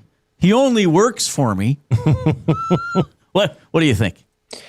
No denial. Had more conversations with other people that are very much in the know. And yeah, this is, I mean, they're looking to move on. The best thing he can do is say what he said. Now, the other thing too, guys, like no denial, but he also didn't say, I have a no movement clause. He didn't talk about we as a team. He didn't really hide anything. Right. Or give you the standard stuff. So, to me, I know you guys were smirking. I was smirking. He was smirking when he said it. He was smirking. I think it's pretty obvious here that what Belzy reported and we followed up with earlier in the week is true. So, the best thing he can do is go out there, take advantage of whatever minutes he gets, play hard, play well, and make him more enticing for other teams. Okay, here's another question I have to you, because I spoke about this earlier. He comes back in on the second line, and he was in the top six like most of the first, I think, 23 games of the season, 23 to 25. Yep. So he comes back in with Draisaitl and Podkolzin. Is this somehow Bowman saying, okay, like, fine, throw him a bone, make him happy? Or do you think Bowman stays out of this and Knoblauch's like, hey, I scratched him because he's not doing anything. I scratched Frederick, and I'm going to give him the benefit of the doubt, bringing him back into the lineup in where he should play, which we have seen. Not like I always say this. Fogle was scratched in the playoffs. McLeod was scratched in the playoffs, and he didn't bring them back in on the fourth line. He brought them back in their quote unquote regular spot. Right. So do you think management is somehow involved in the way the lineup's being put together, or do you think this is just Knoblauch being Knoblauch? Well, I think it's more so Knoblauch. I mean, would him and Stan Bowman, Jeff Jackson have a conversation? Maybe. But if this is Knoblauch's MO in his time as Oilers head coach to when he gets them in after, quote unquote, sending a message, putting them in their normal spot, to me, it signals Kris Knoblauch saying, all right, Andrew, I hope you learned your lesson. Now go shove it up my you-know-what and prove me I'm wrong and give me the best game you can give me. And that, at the end of the day, benefits the team if that's the result you get from the player that got the benching. That's how I look at it. And I don't know if Kris Knoblauch said, hey, Stan, should I put him on the second line tonight? I can move down Savoy. I can keep Roslovic on the third. I don't know if that conversation happened. It could have happened, maybe in passing. Maybe it happens. I'm sure they talk to each other every day. And that's what good GMs and coaches do, have a good open line of communication. But it screams to me a coach saying, I did what I had to do to wake you up. Let's see if you get the message. Play pissed off, be mad at me, but utilize this as motivation. to have success. Because if you have success as an individual, usually the team has success. So I respect the tactic. Tom Gazzola joining us on the Oil Country Towing video hotline. Any surprise to you that Ingram's in net tonight? A little bit. I think this is more of an indicator that they want to show that Ingram is the guy that they want to potentially go with as their backup. I thought if this truly was a win and you're in scenario, then after what Pickard was able to do on Monday, he more than deserved the net tonight against Boston. And them going back to Ingram, I think signifies that no, they're leaning towards keeping Connor Ingram around if he continues to perform the way he has through his first three appearances. So a little bit of surprise, but at the same time, you're like, okay, I kind of get it. They're trying to show Ingram that they want to breathe some confidence into him. They want to show that they have faith in him, and they think that he has the potential to be someone going forward for more than just a 10-game stint. All right, Tom, we got to get your reaction to the Olympic team roster. Yesterday on this show, Koob and Jay and I did our teams, and then we did, well, what's Hockey Canada going to do? We were actually pretty close in reading Hockey Canada's mind. We thought they would put Bennett on, and we thought they would put Scheifele on. Yeah. They didn't. I thought they might put Chychrun on, but they didn't. And we actually nailed the goalies. Nice. Your view on maybe how they assembled this team, and I guess what I'm getting at here, in their minds, did they do most of the work last year for the Four Nations face-off? Yes. Loyalty to the Four Nations team that won the championship, whatever the hell it was called, that nice trophy that they created. Loyalty was the thing that stood out to me. Each coach, each member of the management team seemed to have gotten their guy on the roster, or more than one of their guys on the roster. I know it was Michael Trakos was on with Hernan and Joaquin. He was talking about Parayko and Binnington. I think he nailed it on the head. Binnington's numbers suck. He's the backup in St. Louis, but they're going back to him because he was clutch for the team in the Four Nations faceoff. Parayko, who is usually a pretty good defenseman, not having a great year on a bad team. He's back on the team. I was surprised a little bit about Thomas Harley still being there. I thought Matthew Schaefer would get a look, kind of the passing of the torch. Drew Doughty doesn't surprise me. Mark Stone surprised me, you guys. I thought we sure would have seen Mark Scheifele get a look here. Nick Suzuki doesn't surprise me. Sanheim maybe a little bit, but and then the other two goalies. I mean, you're not going to play a guy like Aiden Hill who's been hurt all season, right? Or Sam Montembeault, who has completely lost his game and isn't even really in the picture in Montreal anymore. So the goalie thing I get. Loyalty is the theme in my mind, and everybody that's on the management and coaching staff for Team Canada going to the Olympics seems to have gotten their guy on their team. Okay, so the assistant GM's Julian Brisebois. He's still Tampa. Jim Nill. Dallas. Where's Sweeney now? He's not still Boston, is he? Yes, he is. He is still Boston. Okay. Yes, he is. But they didn't get a guy. He didn't get Geeky on the team. No, that would have been a good one. I know people were kind of picking him as a bit of a dark horse, but how much was he on the radar for the last year and a half? Right. I don't know. And he's really emerged in the last calendar year, right? So it's a good problem to have. I'll say that. And Dusty and I talked about maybe Zach Hyman would have been the right guy. Could have been the Chris Kunitz. And even if Hyman and McDavid weren't on the same line, or it didn't work out for whatever reason, hypothetically, I think you could use Hyman as a checker. I think you could use Hyman on a fourth line role, and he'd give you everything and muck and grind and try to provide momentum. The one I know a lot of talk around here was about Evan Bouchard, but I think just how poorly he started defensively and some of the things that were said up at the press box here in Edmonton. Yeah. Kind of indicated that they weren't going to go that route, and we just kind of saw that today. Well, they looked for the all-around game, and they also, and somebody texted, because I was like, okay, what's the appeal of Sanheim? And somebody wrote in 6'5" or he's 6'4" on the website. Yeah. Fair enough. Don Sweeney has been the Bruins GM since who left? Peter Chiarelli. Yeah, since May of 2015. I didn't realize Sweeney'd been. I had to double think. I was like, is he still there, or was he replaced at some point? So anyway, he's been on the hot seat. That's for sure. All right, Tom, you're beautiful for joining us. You're beautiful in general. I know you got to change into your suit. Who do you have coming up from 6:30 to 7:30?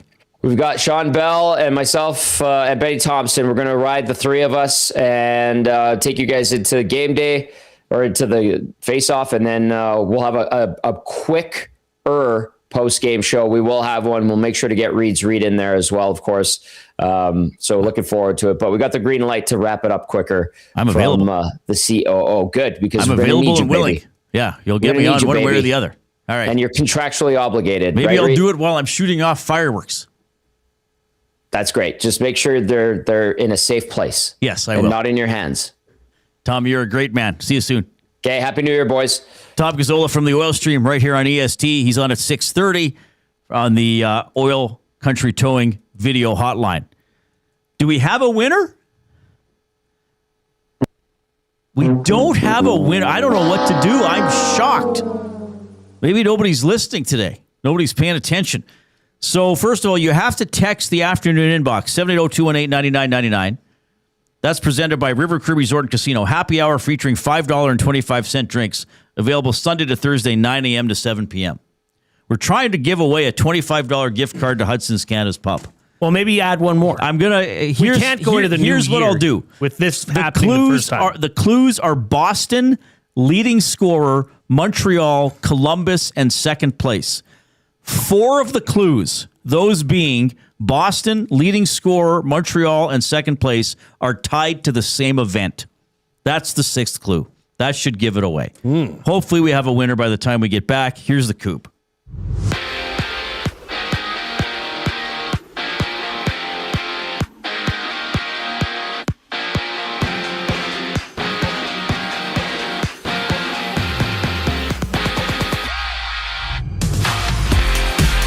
Team Canada's Olympic roster has been announced. Connor McDavid is the only Oiler to make the cut for the team. Goaltenders for the squad are Darcy Kemper, Jordan Binnington, and Logan Thompson. The Oilers and Bruins clash tonight at Rogers Place. Andrew Mangiapane and Alec Regula are back in the lineup, while Curtis Lazar and Riley Stillman sit out as Connor Ingram gets a start in between the pipes. Tom Gazzola, Ben Thompson go live with the GCL Diesel Oil Stream pregame show to preview the action. Coverage starting at 6:30 right here on EST. And in the NHL, right now there's a pair of games underway, including the Blue Jackets up 1-0 over the Devils. About 3:30 left to go in the first period.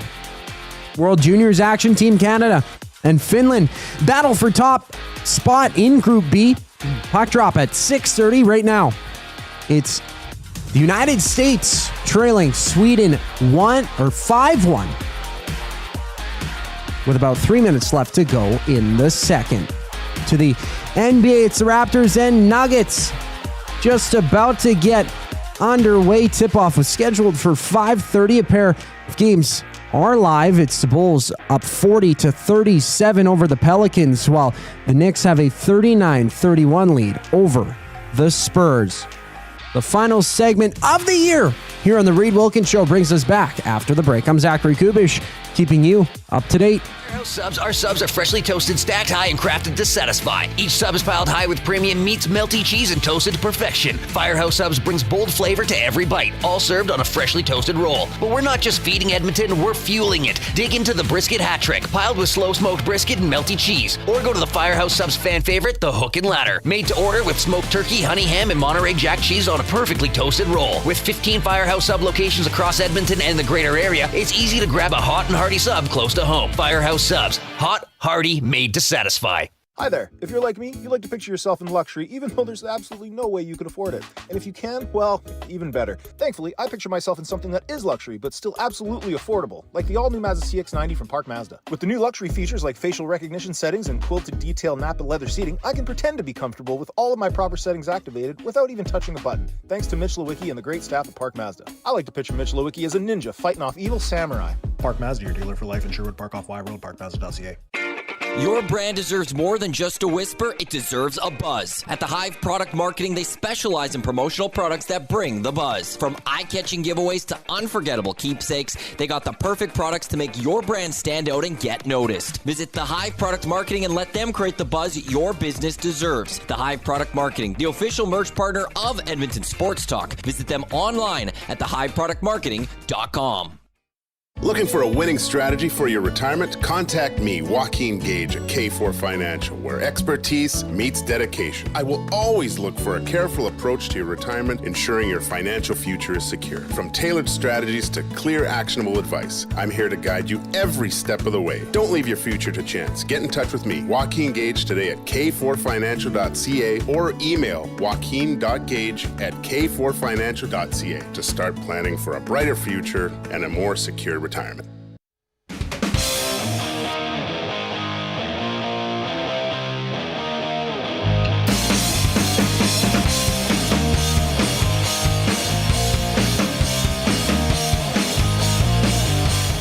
Final segment of the show for 2025.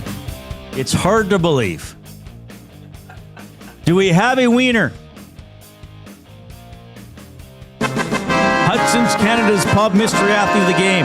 The $25 GC goes to Max Bezzoso, eligible again and winning again. Of course, I wonder if he's the only one who even tries sometimes. By the way, we need a dozen thumbs to get to 100. If you have not given us the thumbs up on YouTube, do so now. If you have, then quickly send the show link off to somebody else. Tell them they're in for a fun finish.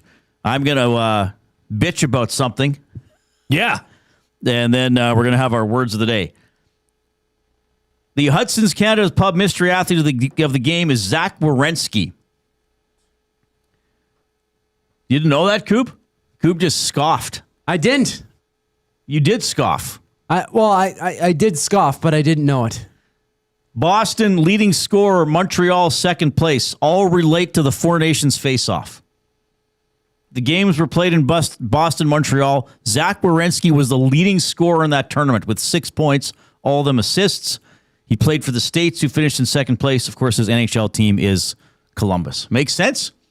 Now it does. Now yes. It makes perfect sense. We got Miami and Ohio State game just underway. The college football playoff quarterfinal. They're in the Cotton Bowl. Zeros.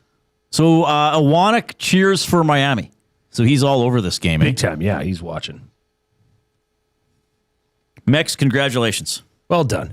Time to get fired up for Gemco Fireplaces, proudly serving Edmonton and area for 45 years. The authorized dealer for Napoleon Fireplaces. Whether it's gas or wood burning, look no further than Canadian-made Napoleon Fireplaces. All the Napoleon products you need are available at Gemco, 9281 50th Street. All right. So, on one hand, I get it, right? Like, I get nostalgia.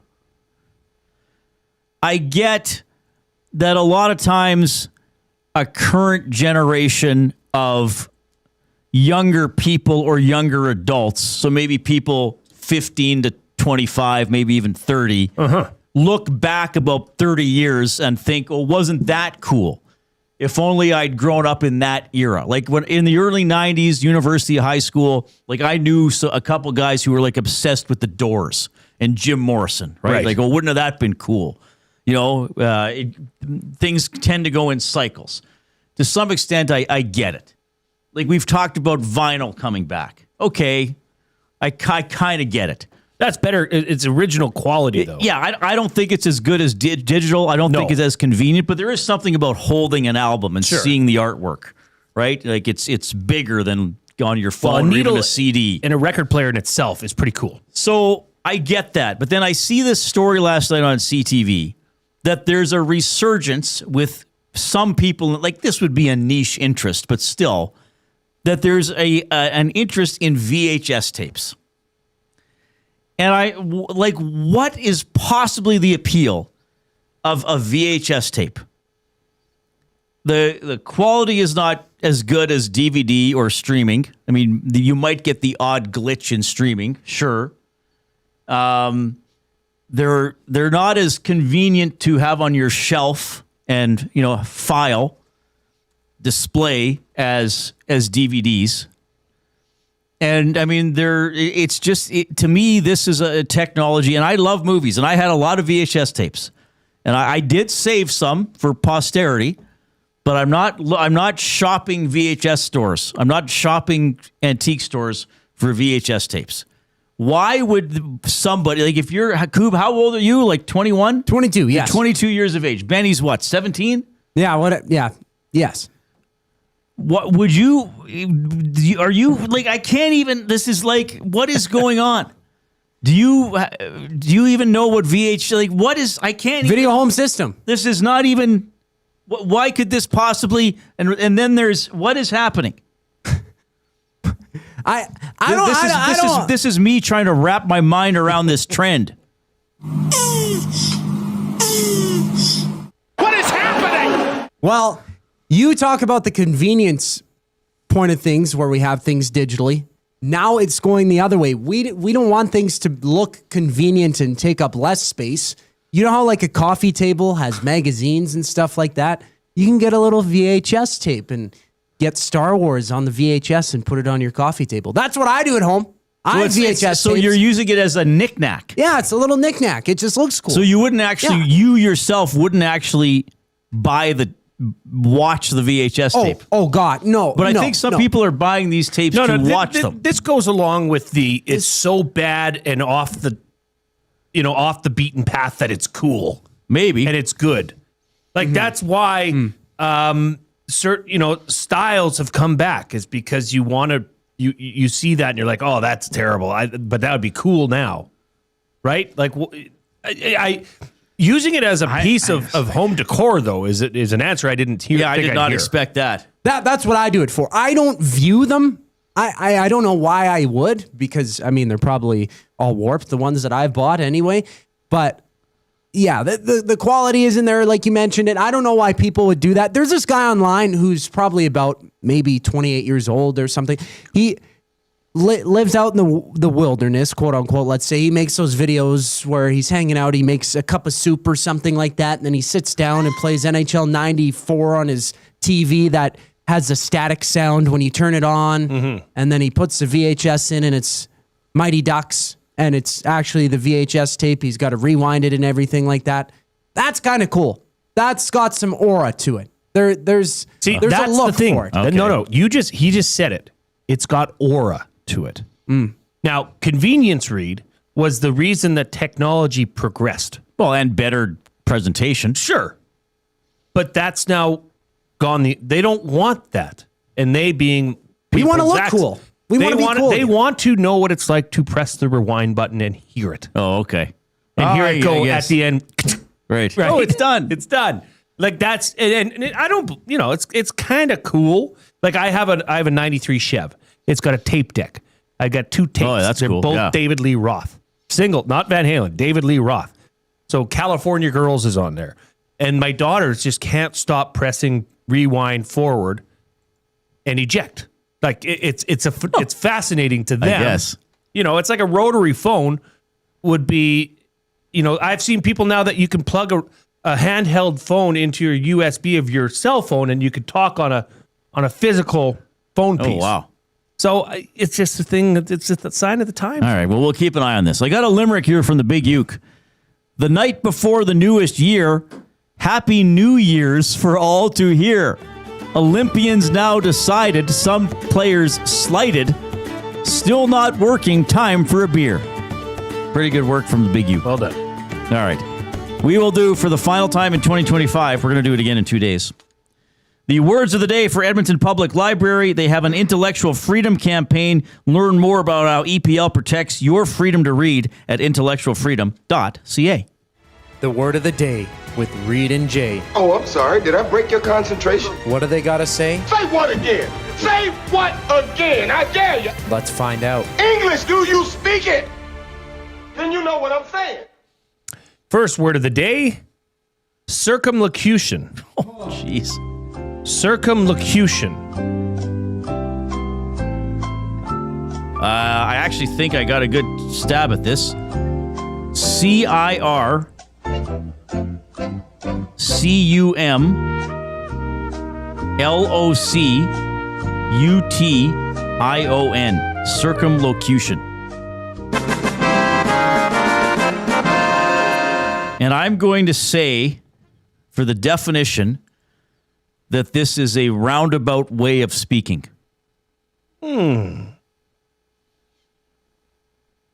It's not quite.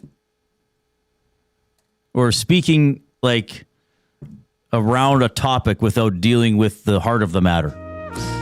Geez, I think I gotta give it to you. I don't want to waste the 0.5 on a sentence because I think you're there. We can see what you think. The use of many words when fewer were due, especially in a deliberate attempt to be vague. No, that's or not what I evasive. meant. That's not what I meant. Well, no, in an attempt to be vague or that's when you said the second part of your definition. I said I should probably get 0.76. Half a point, and then it's going to turn into 2026. 0.88 for Andrew Mangiapane. Oh, wow, that's more than I was giving myself. So 1.88 out of 2. Not bad, because circum, I thought to move around. Locution, I know has to do with talking and speaking. Second word of the day, magnanimous. Magnanimous.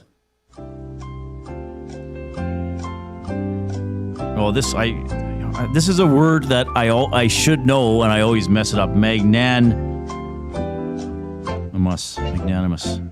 M-A-G-N-A-M. What? Magnanimous.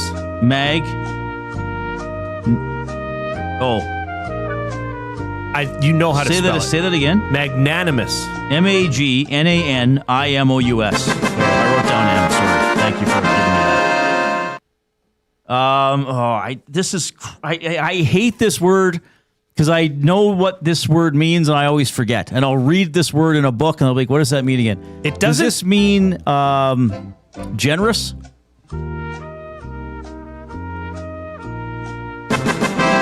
Close enough? No. Generous or forgiving, especially toward a rival or less powerful person. Okay, so I could have been more detailed. No, it says generous is the first part of the definition. That's 3.88 out of 4. Well done, Reid. Way to finish off the year strong. Yes. All right. Thanks for bearing with us. We're off tomorrow, but don't forget the stream resumes at 6:30. The GCL Diesel Oil Stream pregame show with Tom Gazzola setting up the Oilers and the Bruins at 7:30. On behalf of Zachary Kubish and Jay Happy Milne, New Year. I'm Reid. Happy New Year.